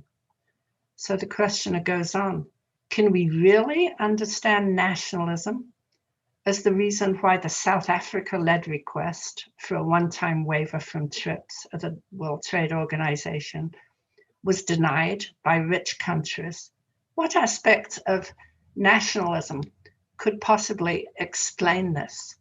What do rich countries or which nationalities have to win from denying such a waiver that would rush a potential solution to this crisis? And if you would be patient for a minute, somebody else had a follow-up question to that, if I can find it, and so maybe they can be clustered. Well, I see sorry, it right under the one he did. So under Jacques, there's an Anna. Sorry. Yes, Anna Zelinska. That's right. Thank you, Sridhar. So following up on this question, she too says that the question of nationalism isn't very relevant. She's been engaged, uselessly of course, into an anti-patent on COVID-19 vaccine movement. The UE is against it, the WTO is against it, everyone's against it. So she says it's not about nationalism in her view, it's about neoliberalism and its weirdly protective economy. Who would like to speak on this? Would you like to go, Sridhar, since you didn't speak on the other question? Sure. I think that we're not trying to say that the problem and the only problem is vaccine nationalism. I think that there's many different problems here. What we were trying to address, or what I was trying to address, is this idea that prioritizing your own citizens and residents over any other sort of health and well-being concerns of other people or other nation states, whether that's justifiable. This seemed to be why many countries had early on in this pandemic, last April and May, advanced purchased, sort of various kinds of things, multiple doses for each citizen. And so it was that particular action that I was trying to address. Now, the question about why the rich countries are opposing South Africa and India and other countries in the WTO, what is the reasons for that? Is that the same kind of nationalism? I would say no, that's probably for different kinds of reasons, which is that we know at the international level, the companies or corporations and the countries that they are housed in often work in concert, because the GDP, the profits of one pharmaceutical company in the United States becomes the GDP of that country, and jobs, etc. So there is a reinforcing interest between companies and the countries that they live in. And now there are some companies that sort of are much bigger than the countries, but they also have their footholds in various countries, so they will also be concerted efforts. So the question is whether in this environment that concerted action between companies and governments will be, can be shaken when you have other sort of issues around, which is that the health of the population may be at stake if we do not loosen that concerted action between private companies and governments in the international arena. I don't know the answer to that question, but just to be more simply say again, I don't think nationalism is the only problem that's going on. I don't think nationalism is the reason why countries are opposing this idea of sort of waivers. Sorry, I'm done. Thank you. Would anybody else like to speak on this question? Yes, Professor Chim. I would like to just take a moment to acknowledge Anna Zielinska's formidable initiative. It was widespread, at least within the French Francophone community, her initiative to call for the recognition of COVID-19 vaccine as global public goods, and following that initiative, l'Appel de Paris, which is calling for la libération de la production des vaccins. So I just wanted to celebrate all these international initiatives that are very important. But I would also concur and would agree with Sridhar that I understand Anna's perspective that neoliberalism and its worldly protective economy is probably more important to consider than only national vaccine nationalism or national selfish motives. But I think it is important to understand when you take a structural perspective, a structural analytic framework to comprehend, the very complex articulations of all issues enmeshed in this crisis, that neoliberalism is global capitalism, is enmeshed in the status international order. And in this sense, it is impossible, I think, to really separate national interest from economic gains that are pursued by a constellation of actors, sometimes non-state actors indeed. But again, as Sridhar very eloquently described, these structures are very intricately enmeshed, and I think it's just not possible to separate the analysis of neoliberalism, global capitalism, enmesh within the status international order. Thank you. Professor Reddy, would you like to speak? Yes, I just want to add a quick that? word, which is that I think that the countries were quite worried about whether the companies would allocate them vaccines. And they were right to be worried, because some countries are clearly far behind in the queue, even though they made substantial advance purchases. So I don't think we should underestimate the perception on the part of governments that they should be on the right side of companies in order to benefit from prioritization in the queue. I think there are a number of specific instances of that. I'll just stop there. Okay, well, thank you, everybody. We have a couple of minutes left, and I'm going to choose the last question that came in, which is, well, where did it go? Sorry about this, that they jump around on my, yes, this is the one. It was the last one when I said that. And Nancy Kachingwe thanks Professor Chung for her decolonial framing. And she asks, what does this mean in terms of the future of multilateralism?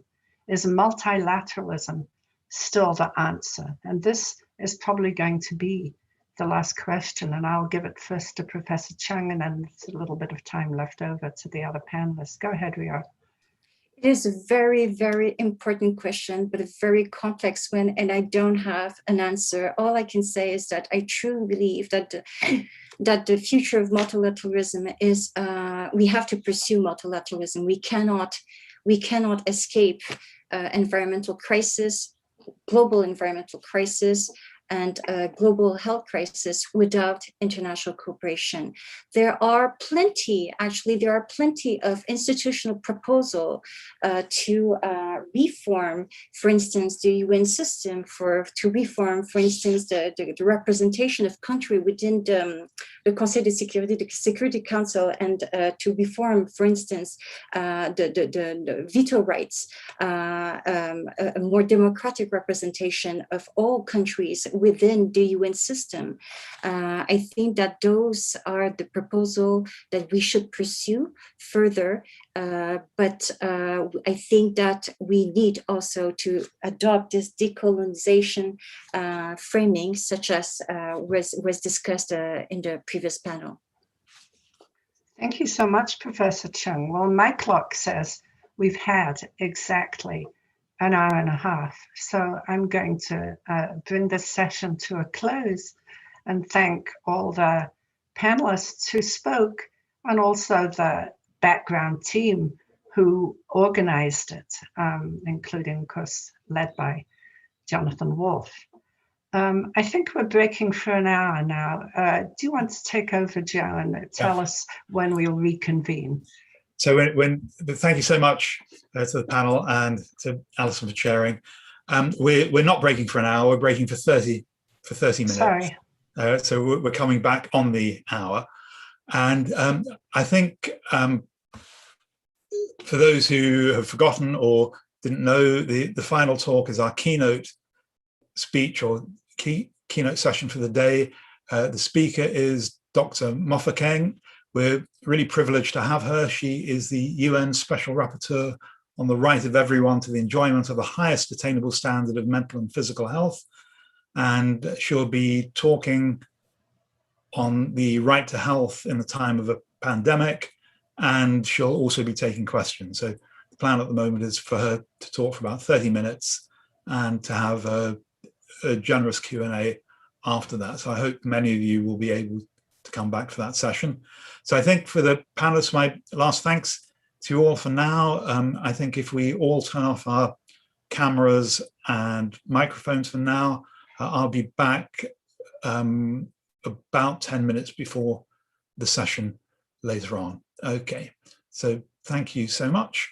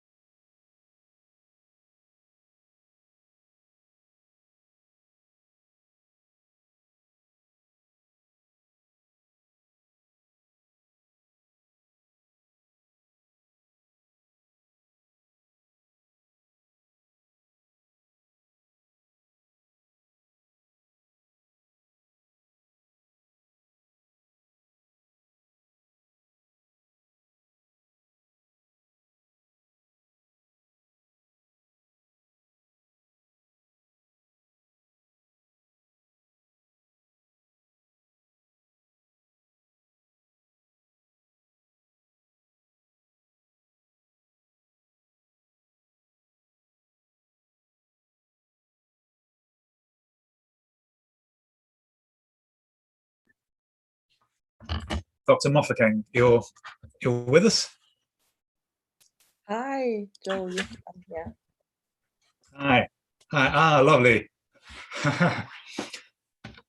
So you had me worried for a little bit there, but we're okay. So lovely to meet you. Yes, great to see you, and some names that are familiar. So hello, everybody. Great pleasure to join you today. So Sridhar, I think you know he's been in touch. He's just turning on his microphone, I think. Hi. Okay. Hello. So embarrassing question, but how do you prefer to be introduced? Dr. Mofokeng. Yeah, Tlaleng is fine when you start going into conversation. That's okay. Okay. So say it again, Tlaleng. Tlaleng. Okay. Tlaleng. That's going to be a challenge for me, but Tlaleng. Yeah. Okay. Fine. Good. Okay. So we'll just wait for a minute or two longer. You don't have any slides to share? No, I don't have any slides. I've prepared a statement that I will share with you, and it shouldn't take too long, really. Fantastic. And then we'll have a Q&A. Okay. So we need to wait for the recording light to come on before we get started. I think the recording light has come on. And so we are ready if you're ready. So let me get us started. I'll just get my notes. So welcome back, everyone, to the final session for today's conference. We're absolutely delighted to have Dr. Tlaleng Mofokeng, UN Special Rapporteur on the right of everyone to the enjoyment of the highest attainable standard of mental and physical health. She's a medical doctor from South Africa with expertise advocating for universal health access, HIV care, youth-friendly services and family planning, and in particular, gender equality, maternal and neonatal health, post-violence care, and menstrual health. And her keynote address to us this evening is the right to health in the time of a pandemic, and then there will be plenty of time for questions and discussion afterwards. So Dr. Mofokeng, over to you. Thank you so much, Jonathan, and thank you very much to the friends and colleagues and the attendees at this very important forum. It has been over a year since the COVID-19 pandemic first took hold on the world, and this shock to our systems was an opportunity to band together and display true solidarity between nations without the enduring power relations which have shaped the unequal relationships between the so-called global South and North. And as a special rapporteur on the right of everyone to the enjoyment of the highest attainable standard of physical and mental health, I have taken and undertaken numerous interventions at various levels in collaboration with many of my colleagues and other independent experts, cautioning global leaders and businesses against the use of market solutions and nationalism to facilitate preferential access to technologies for combating the spread of the virus and preventing mass deaths. It is disappointing to say that very few of our recommendations, cautions, and advisories have been heeded so far. And since the possibility of a COVID-19 vaccine was presented, vaccine nationalism among wealthy developed nations has dominated negotiations around vaccine procurement and development, which has so much directly impeded the ability of developing low-income countries to procure vaccines in sufficient quantities to protect their citizens' health and restart their economies. I continue to reiterate that the right to health, which during these times is directly linked to an accessible, affordable, quality vaccine, is a human right for all. And vaccine nationalism and supply and demand approaches to vaccine production and distribution is a human rights violation being committed by states and businesses alike. These human rights abuses and potential violations remain indicative of the unequal power relations between colonizing and colonized nations, which continue to create a legacy of exclusion exploitation, in which the global healthcare system has been instrumental in shaping. It has been said over and over that this virus does not respect borders, and despite the insurmountable damage already caused by the vaccine nationalism, those in power remain resolute in reinscribing colonial inequalities, neocolonialism around the COVID-19 vaccine. As UN experts in our various capacities of expertise, we have recommended the states and businesses and other stakeholders to comply with the international obligations of ensuring access to medicines, including COVID-19 vaccines and treatment to all, and of international assistance and cooperation. We recommended that the states ensure that important technologies, intellectual property data, and the know-how on COVID-19 vaccines are widely shared, and that developing countries are supported in scaling up development, manufacturing, and distribution capacities to ensure equity in access to such vaccines. It's very important when you speak into business that they must discharge their responsibilities, including by exercising human rights due diligence to identify and address adverse impacts on the rights to life and health, as set out in the guiding principles on business and human rights. And in particular, they should refrain from causing or contributing to adverse impacts on the rights to life and health by invoking intellectual property rights and prioritizing economic gains. Among other recommendations, these noted previously come down to the obligation all stakeholders have to first and foremost protect human life in the discharge of their respective mandates and responsibilities. It is indeed as a matter of ethics and basic humanity, which should be an uncomplicated matter, but ethics cannot exist in the context of a global system of governance predicated on deeply unequal hierarchies, which sort the importance of human lives based on race, gender, sexuality, physical ability, religion, age, or wealth. And to discuss ethics in the context of COVID-19 is to bring into question the ethics of the systems we have participated in up until now. Distinguished guests, it bears repeating that during this time of global distress, which has shown states, healthcare systems, and societies at large to be unprepared, no one can succeed if everyone is not protected. And the obligation to provide access to essential medicines is a core minimum obligation of the right to health, which means that such access should be prioritized, and the need to ensure access to safe, effective, quality, and affordable essential medicines is also reflected in the Sustainable Development Goals. Solidarity and cooperation is the only ethical and viable course of action which can achieve success in the fight against the pandemic. And despite knowing what should be done, we have also been faced with serious questions about the true commitment to protecting everyone's human right to one of the most basic needs, physical and mental health.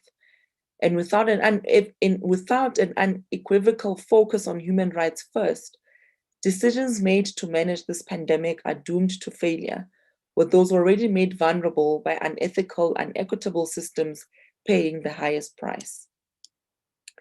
Thus, to fulfill their obligations under international human rights law, in particular, the right to health, we have no choice but to support the people's vaccine and a call for a change in the current global health architecture with continued to produce unequal and poor health outcomes. Thank you so much.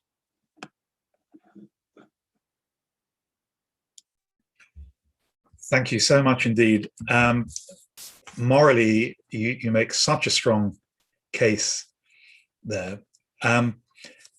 May I ask, what instruments do you feel we may have at our disposal to try to convince actors to act as they should?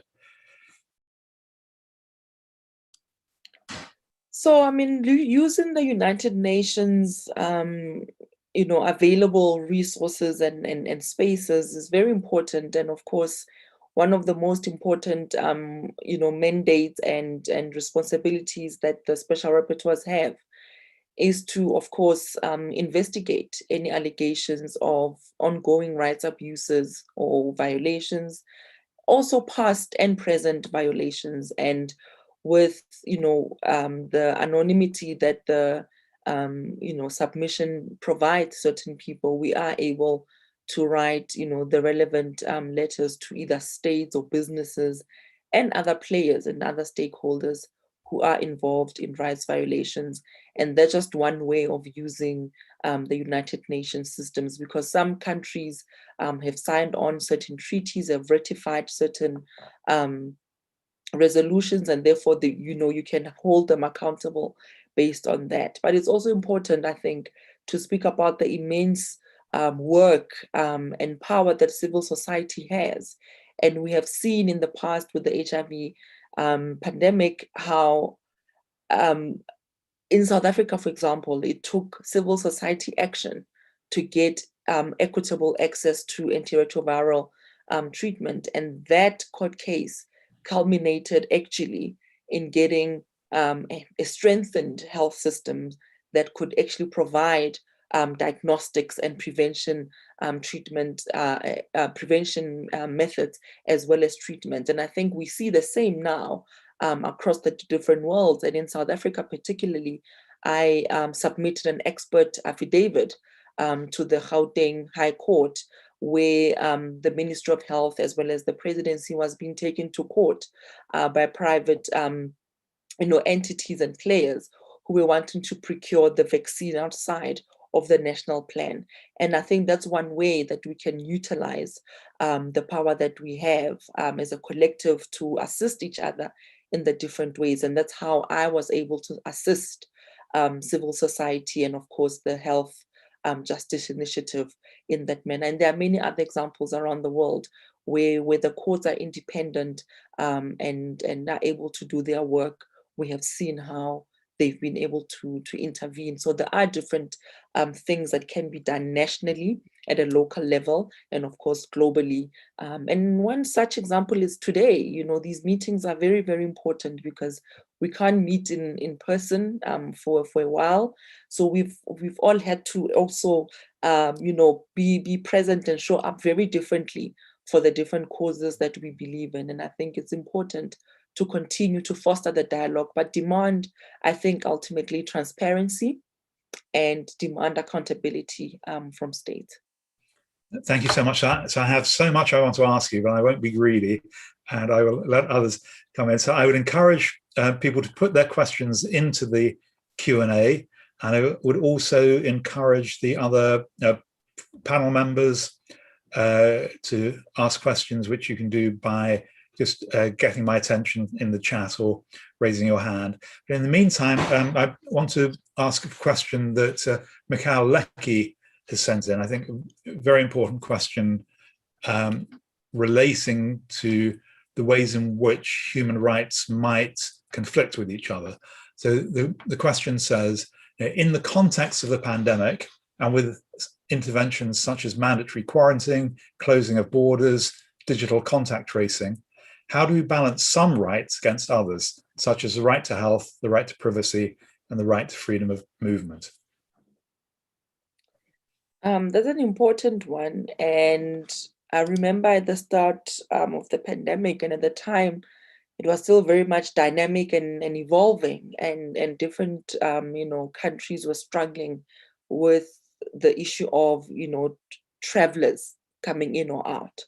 And at the time, community spread had not been a major focus. And one of the ways that, of course, you can track travelers, right, is by using technology and asking people for certain data and where they've been, and of course the usual demographics.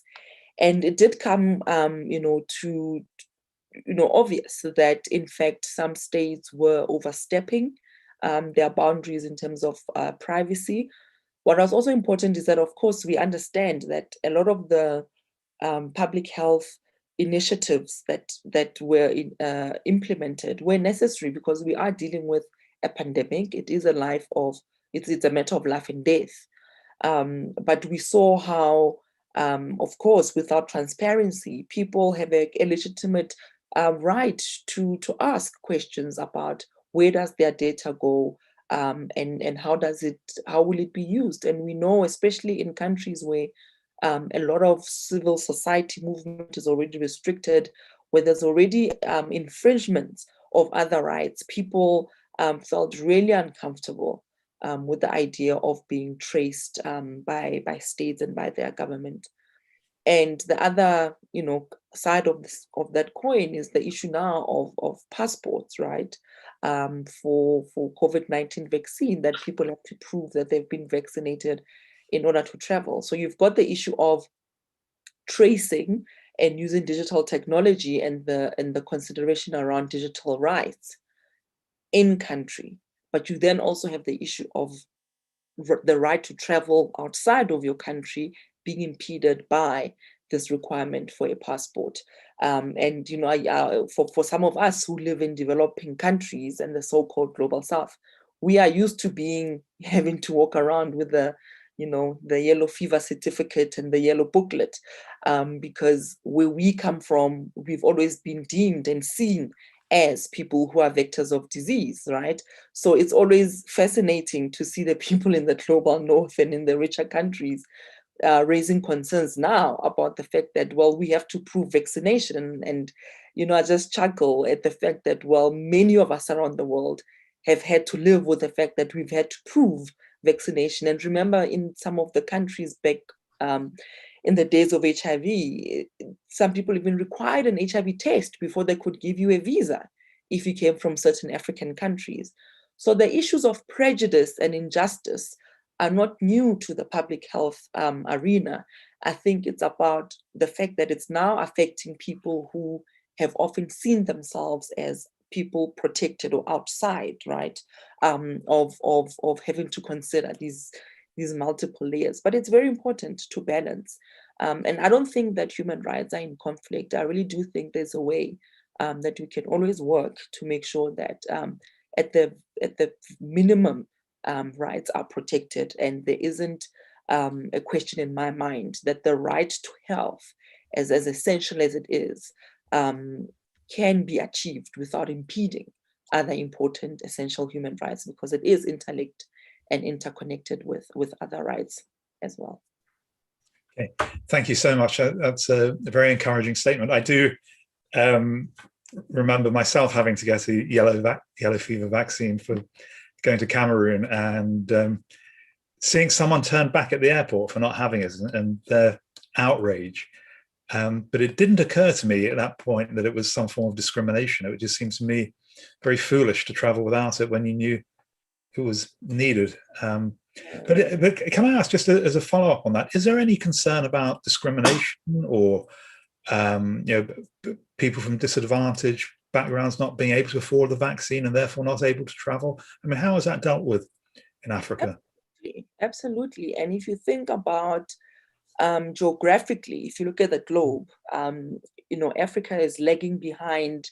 And, I saw some statistics saying that it will take us 10 years at the rate that we're going to be able to vaccinate people on the African continent, which already is an injustice. We know the economy and the global economy, we know the issues of trade, cargo, right, and freight and transportation, and how that also is important, right, for countries to succeed and for their own development. And the question is, how will Africa succeed? How will Africa move forward if we cannot even get a basic essential medicine such as the COVID-19 vaccine? And we need to be clear about this. It's not just an issue that it's unattainable just because business and some governments have, signed non-disclosure agreements. We don't know what they've agreed to. And it means that the know-how and the science and the research and development remains unavailable. And the intellectual property, we know the issue at the WTO, the World Trade Organization, the resolution proposed by India and South Africa was shut down by the richer countries, right? And so already that's where the discrimination lies in a global level. It means that Africa will be excluded from a lot of the economic activity. If you look at a flight tracker, you will see how little activity in terms of just flights coming in and out of Africa. In terms of academia, for example, people have a right to study and to learn and have a right to information. And if already as Africans and people from the global south are being demanded of sorts of examinations, tuberculosis test, an x-ray for this and another blood test for that, it means then those people's right to enjoy the globe and be admitted in institutions of higher learning across the world will be limited, right? Just because they can't produce a certificate for COVID-19. And if you look at sports, for example, a very, very important thematic area that almost connects all of us, right? Sports, and I'm sure like in South Africa and in other parts of the world, we're all really behind our national teams and it becomes a uniting moment. But what will that mean if African athletes cannot partake in world sport and in global arenas? So it's far reaching than just leisure travel. You know, it has consequences that are linked to other systems as well: education, travel, the economy, and of course, leisure travel is important. But you know, there are other important fallouts that will happen that are more than just about the ability to travel for leisure. Yeah, so this is very much on our minds. You can see the building behind me. My Zoom is my place of work, the Blavatnik School of Government, and this year we have students from 60 different countries. And so, you know, if it really was true you couldn't travel unless you were vaccinated, it would be a real problem for us, because we have students all around the world. Come in there, Joe, you know, and some of the problems is that for a lot of the low-income countries is that they then have to go into more debt to procure the vaccine because it's priced higher for the developing countries and for the African countries. And so you're going to have countries who were previously colonized who haven't even recovered from that, right? And are right now in crisis in many of their health systems, education system, water and sanitation, who are then having to go into more debt to procure the vaccine instead of then actually investing that money back into the health system, in infrastructure and education, and the like. So yeah. So I've got a couple of questions from my colleagues in the Independent Resource Group for Global Health Justice. Nicole, I'll get to your question towards the end because I think that's quite a good one for us to finish with. But Gabby, you have a question. Would you like to ask it on camera? Are you there to do that? Yes, thank you. Thank you. Excellent presentation. Thank you very much. My question is if you have any recommendations for Latin American people, specifically for Latin American NGOs, to more effectively use the legal instruments of the International Law of Human Rights in order to better respond to social, economic, and cultural rights in the context of this pandemic, not just thinking about vaccines, but about all the rest of the needs that we have in this crisis. So Gabby is joining us from Costa Rica, and I think that was birdsong we could hear behind it, which was rather lovely. So just to give a little bit of context, so please. Thanks, Gabby. Look, you require, civil society that believes, right, in the independence of the courts for them to approach. And I'm not sure in terms of Latin America, but the access to justice in Africa is quite expensive, and that's one way that governments, business, people in positions of power and authority gatekeep, right, access to justice. It's because it costs a lot of money. And you will find that even in the way that global programs in health are funded, those people are often made to sign clauses that they will not partake in activities that are around advocacy and lobbying, right? We know recently about the global gag rule and what it meant for safe abortion access, for example. So it becomes really difficult, especially when the NGOs and the philanthropies are quite proximal to governments, right? There is this need to be proximal to power as opposed to holding power accountable. And these are some of the discussions that I'm quite interested in for my own tenure as special rapporteur, to really discuss the really complex and intricate relationships between the global players, and if the current relationships actually serve anybody at the end of the day. And I think it's unfortunate that people who are already marginalized, who are living in vulnerable situations already in country, who even before COVID-19 were already cut out of health and accessing health services and information, must now again be the ones to take on the powers that be head on. It's not impossible, but it does take a hell of a lot of organizing. And when you are social distancing, when you have curfews, it becomes really, really difficult. And I know how much we struggled with curfews, for example, in South Africa, just to organize to get post-rape victims support, and how incredibly difficult that was. So I can imagine if you're trying to get justice through local courts and local systems that people may not even already believe in. Remember, our trust has been eroded over years and over time. And this is why I look at the current pandemic as an opportunity for governments to practice good governance, to practice transparency, because when you are transparent, then we can hold you accountable. And if you are accountable, then perhaps we can start to build trust. But without transparency, there's no accountability, and therefore there will never be trust. So I hope that kind of answers, Gabby. Okay, so there's another question from GK, which is very similar, but presses you maybe a little bit further on this issue. So GK says, how do you think responsibilities for pandemic response should be distributed between the supranational, national, and subnational levels? Are there some things that the UN ought to have jurisdiction over, while others can be delegated to individual nation states? And I think this is very important, of course, because in the HIV cases you mentioned, they were within nations rather than going to any type of international body. I'm not sure the degree to which the UN got involved with issues around HIV therapies, but perhaps you can say a little bit more about this.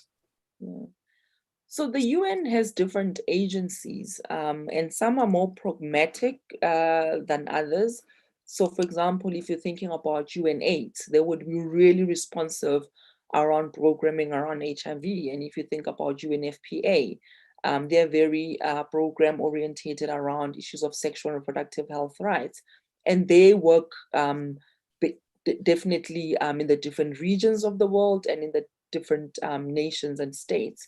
And so you will find that the WHO right now, because of the pandemic, they are the leading sort of entity, right? And rightfully so, when we should all support the leadership and the work that the WHO is doing.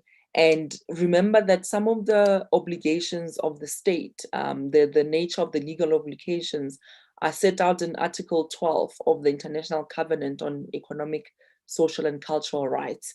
And it's in general comment number 14 that further defines the obligations, right? And the state at national level has the obligation to respect, to protect, and to fulfill the right to health. And the respect actually goes further beyond just citizens. And it speaks about that states must refrain from denying or limiting equal access for all persons, including prisoners or detainees, asylum seekers, or illegal immigrants or minorities. And it also speaks about the minimum core obligations, which I think for me is really important, about, yes, we understand that the right to health will be achieved through progressive realization, but there are immediate obligations that includes non-discrimination and equal treatment. But the other important thing is that the obligation to fulfill requires states to actually have sufficient recognition of the right to health in their national policy, in their legal systems, and therefore they have to adopt a national health policy with a detailed plan for realizing the right to health. And as we have seen now with the COVID-19 pandemic, not many countries have done this. And the other important thing is that the states have an obligation to take deliberate, concrete, and targeted steps towards the full realization of the right to health, such as preparation of national public health strategies and a plan of action.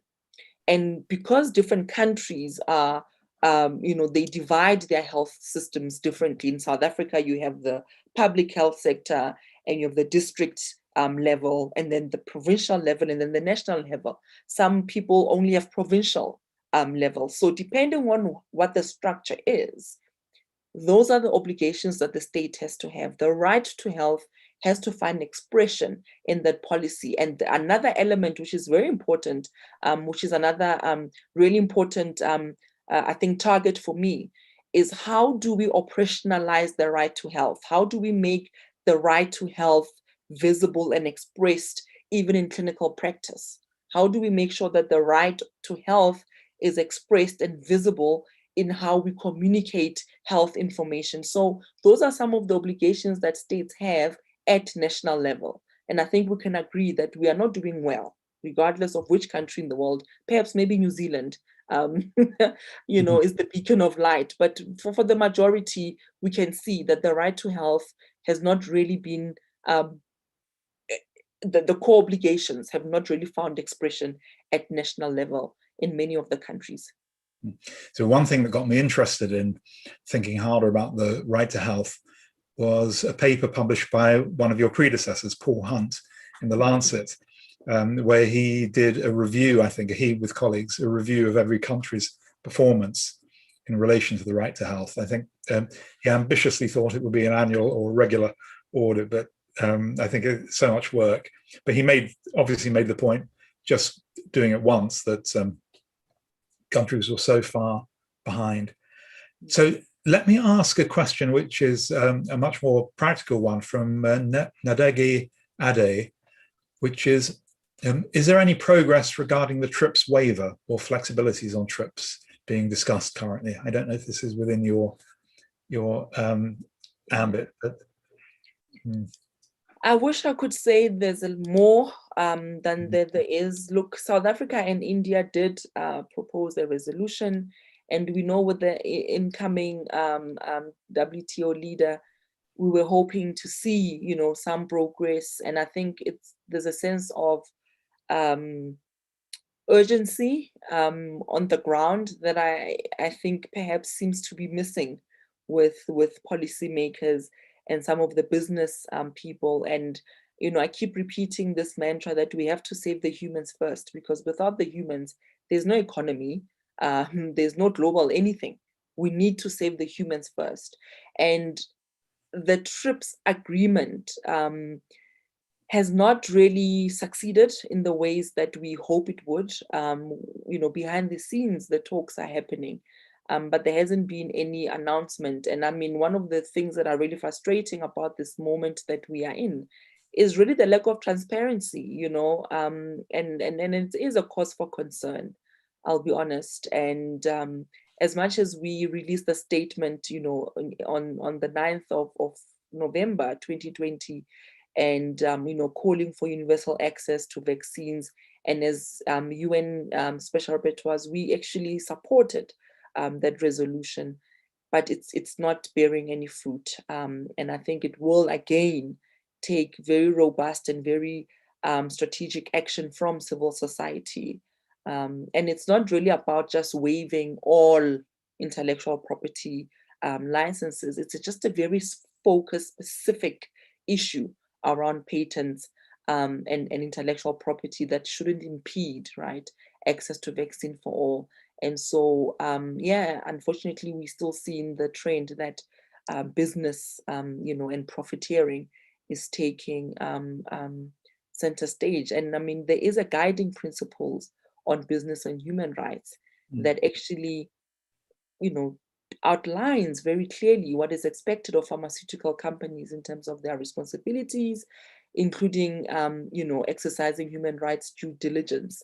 And that document clearly isn't being used as a guide, because we wouldn't be here if that was the case. Yeah. So I think that document definitely needs to be better known, because I think it's a relatively recent document, and I don't think it has had the coverage it should have done. It is interesting to hear you say discussions are taking place sort of behind closed doors, or I think one thing we are missing in the pandemic is corridors, and how important it was just to be able to catch someone before a meeting, or to get a chance encounter, so you could really, I mean, you were talking about transparency. This is the opposite of transparency. But this is something I really miss. I realize that almost all the important meetings I've had in my life were outside the meeting room rather than inside the meeting room. And that's so hard to arrange under these current circumstances. But I want to bring you back to the points that you were just making. There was a question that had been asked before, but it fits very, very nicely with the points you were making about intellectual property rights. So this is from someone called TP2322, apparently, who is named that on the Zoom chat, who says, one powerful justification for intellectual property rights is that they provide incentives for technological innovation, including vaccines. Would you say the right to health requires complete abolition of IPRs? Well, obviously you don't, but and therefore other incentives for innovation should be found. So this is something that has been concerning me, because, of course, we've designed a patent scheme whereby patents do expire. So it's a mix of common good and individual profit. Maybe we've got it wrong, but a lot of people have been arguing that we should abolish intellectual property rights in vaccines. And the counter argument, of course, is that will then be the end of vaccine production if there's no profit to be made from it. So how do you steer your way through that? Yeah, I mean, look, and I speak as a clinician, right? I mean, I'm still a practicing medical doctor, so I'm not that far removed from the needs of patients and what we need to deliver quality, accessible, affordable, and acceptable, health. And I think, patents that are lasting 20 years before a generic can come along, it's ridiculous, But I'm not saying that we should not incentivize development or research in the pharmaceutical area. I think if you think about the scientists and the people who are actually the ones who are doing this work, they could argue, in fact, and make quite important moral and ethical arguments why their research and development must be widely available to save people and to save humanity, for the good of humanity. So I think we need to be clear when we say incentives. Incentives for who? Because if you're talking about people who want to, invoke intellectual property rights to prioritize profiteering when people are literally dying by their millions, I'm not sure what other incentives you need except to save people's lives. And this is why we need the right to health to really take the center stage and to really illustrate how it's important, because not only is the right to health about just accessing services and a vaccine, it's also around determinants of health, right? Water and sanitation. And someone could be saying, look, I have a really, really great, water filtration, system that could work in rural settings or in places where they don't have, consistent supply of water. But I'm going to sit with this for another 20 years. It doesn't make sense. So who wants to be incentivized and for what? And we can't make it a blanket statement, because there are many players in that chain, and they must also get a chance to speak for themselves, not the guys at the very end who are in charge of the pricing and the profit margins. I would like to hear from the scientists who developed and who found this science and came up with the sequencing. And as a clinician, as a scientist myself, I can tell you I've spent a lot of time with a lot of really smart people in the lab, and their goal most of the time is not profiteering. That comes down the line once they've produced the science, and it's often out of their hands because they've also had to sign some clauses and some form of agreement. So it's an important question that we need to discuss. But at the end of the day, my view is that we need to save humans, and there is no cost and there is no battle too big for us, to win in order to do that. Yeah. Okay, so Nicole has put in the Q&A a link asking me to share. I think simply putting it in the Q&A means everyone can see it there, Nicole. So that will be possible. Gabby, you've put a link in the chat. I think if you can copy it into the Q&A, everyone will be able to see it, and that will be available. So obviously this issue about pharmaceutical profits is something that many of us have been thinking about, and maybe not as creatively, trying to think up other types of incentives for funding. So clearly there's a lot to be said around there. So let me go back. There was a question, it may see, it slightly changes the topic, but I think it's important. So this is another question from GK, who says, a big challenge for vaccine distribution is vaccine hesitancy. So do you feel this is a bigger problem in the African context? And if so, can it be combated? Or is this just a prejudice that people from other countries have, that it is a bigger problem in Africa? Yeah, it's an existing prejudice, right, about Africa and Africans. And I will even go further and say that it's racism, right? And if you look at the history of medicine, there are literal examples of experimentation and unethical medical practices that has happened onto Black people wherever they are in the world. They find themselves subjects of medical experimentation and malpractice and coercive treatments. We can talk about the slave times. We can talk about the history of modern gynecology of Sims and how he practiced his surgical techniques on slave Black women without anesthesia, and some of them over and over again, fixing fistulas. And so it's not a hypothetical hesitancy.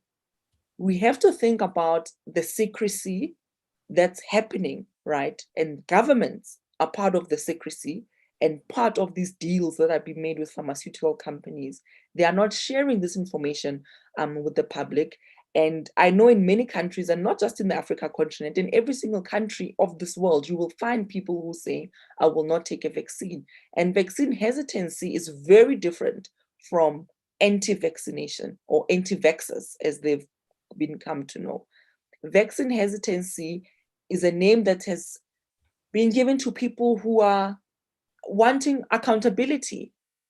And if you look at the poor communication around COVID-19, I think you will see why partly the misinformation, right, and the blogs and all of those things on the internet have actually filled in the vacuum, because even the governments themselves did not pay attention to properly communicating with their citizens just around the virus, what it is, what causes it. And as much as the information was rapidly evolving around, is it on surfaces? Now it's an aerosol. Now it's, we needed to communicate better as scientists, as medics, as people in positions of leadership. Because if you are not communicating properly, you are then leaving citizens no option but to go on the internet, and who knows which site they will get under.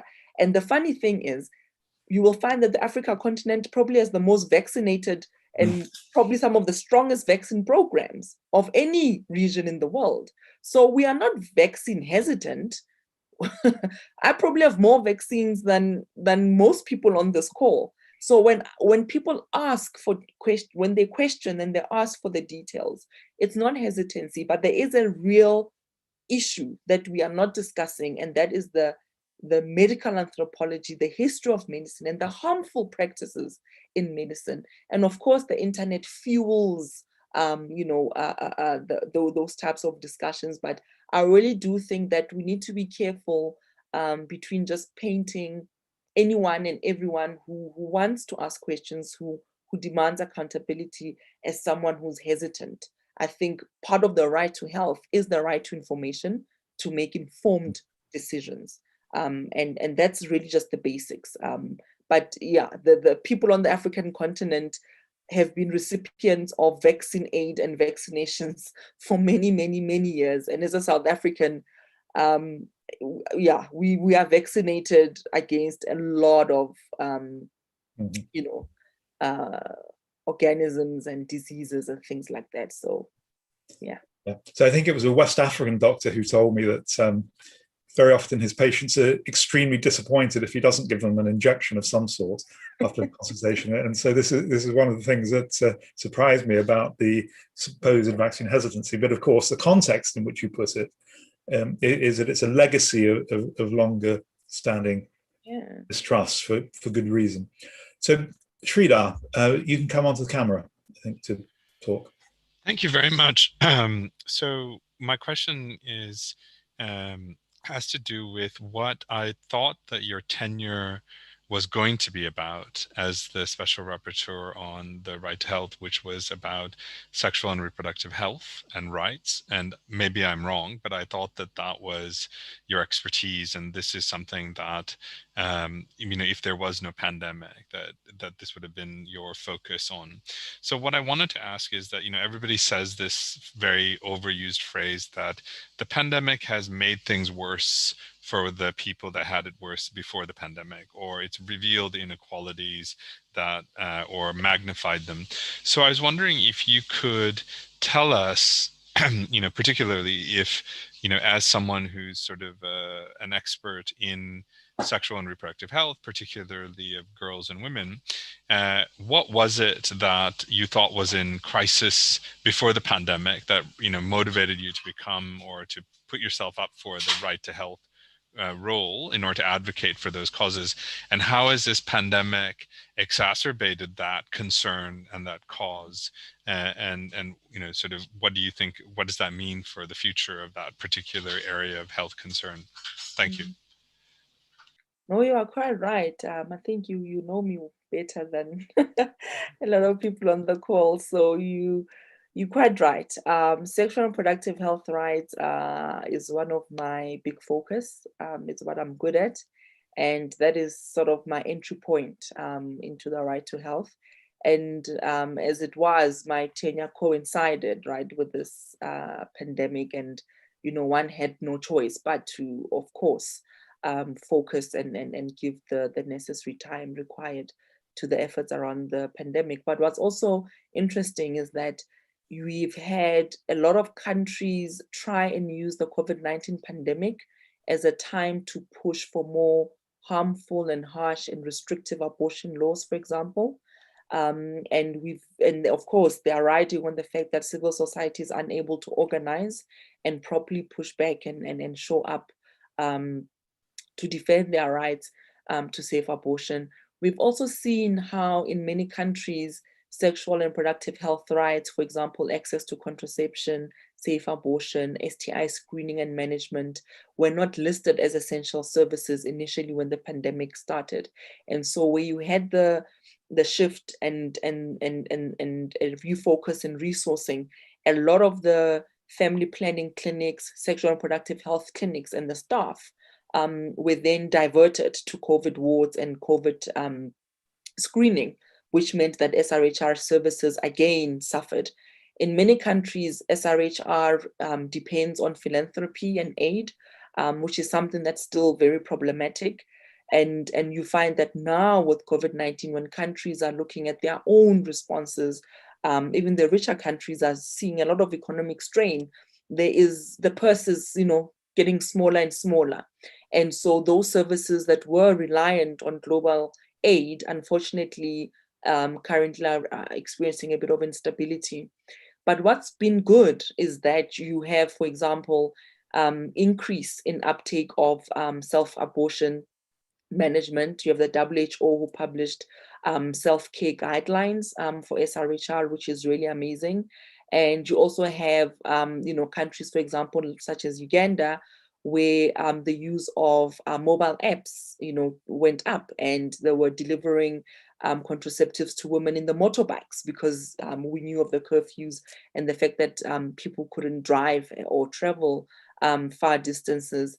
And so there has been some positive developments, particularly looking at the use of digital innovation and intervention at this time. But of course, I think for me, the biggest reason why I applied for this role was because I'm purely anti-criminalization. And in a lot of the world currently, if you look at the global politics, there's a shift to the right, where criminalization of adolescent health is something that's coming back quite heavily, where adolescents are being,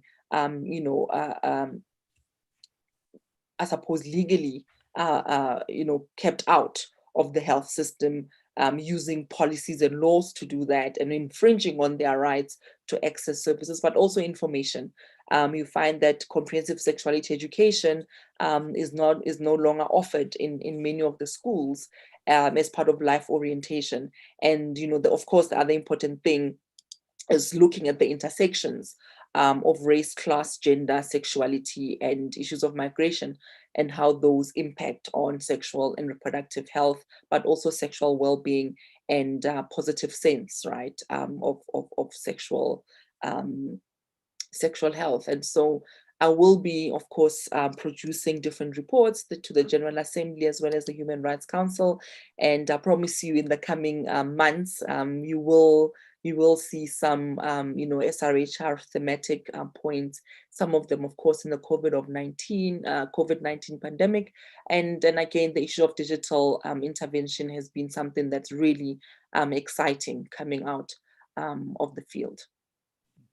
So that phrase, criminalization of adolescent health, is so powerful, I think, and it really has a lot of meaning to it. And I think it would be a powerful campaigning notion. I'm sure that's something you're doing.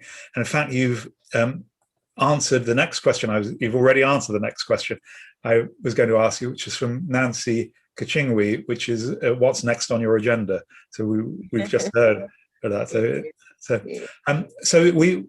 we are running short of time. You've been very generous with your time to us. So I want to go to the question that our colleague Nicole Hussein asked right at the start, which was, how can academics best support your efforts at this point? That's a lovely one. It's always great to get support because we know that, the mandate is quite broad. And I think what's really important is, of course, to know what I'm passionate about, which I've shared with you. It's the SRHR lens, and what I'm about really, and the thread that will be visible in the work that I produce, is to be very intentional about democratization of global health, and really speaking about what does decolonization of global health look like. Very importantly, anti-racism in global health. We know the effect and the impact of racism on health, but we also know the impact of racial spatial planning, of racial profiling, and we know, like even now with COVID-19, it's Black populations and Black communities and people of African descent and indigenous populations who find themselves near industry where the air is polluted, the land is unworkable, the water is polluted, and they are suffering the worst outcomes in terms of COVID-19. So for me, it's about looking at anti-racism and being really clear about the linkages between the right to health and racism. But what's also important as we look forward in a positive manner is about using intersectional frameworks to come up with whatever solutions that we have.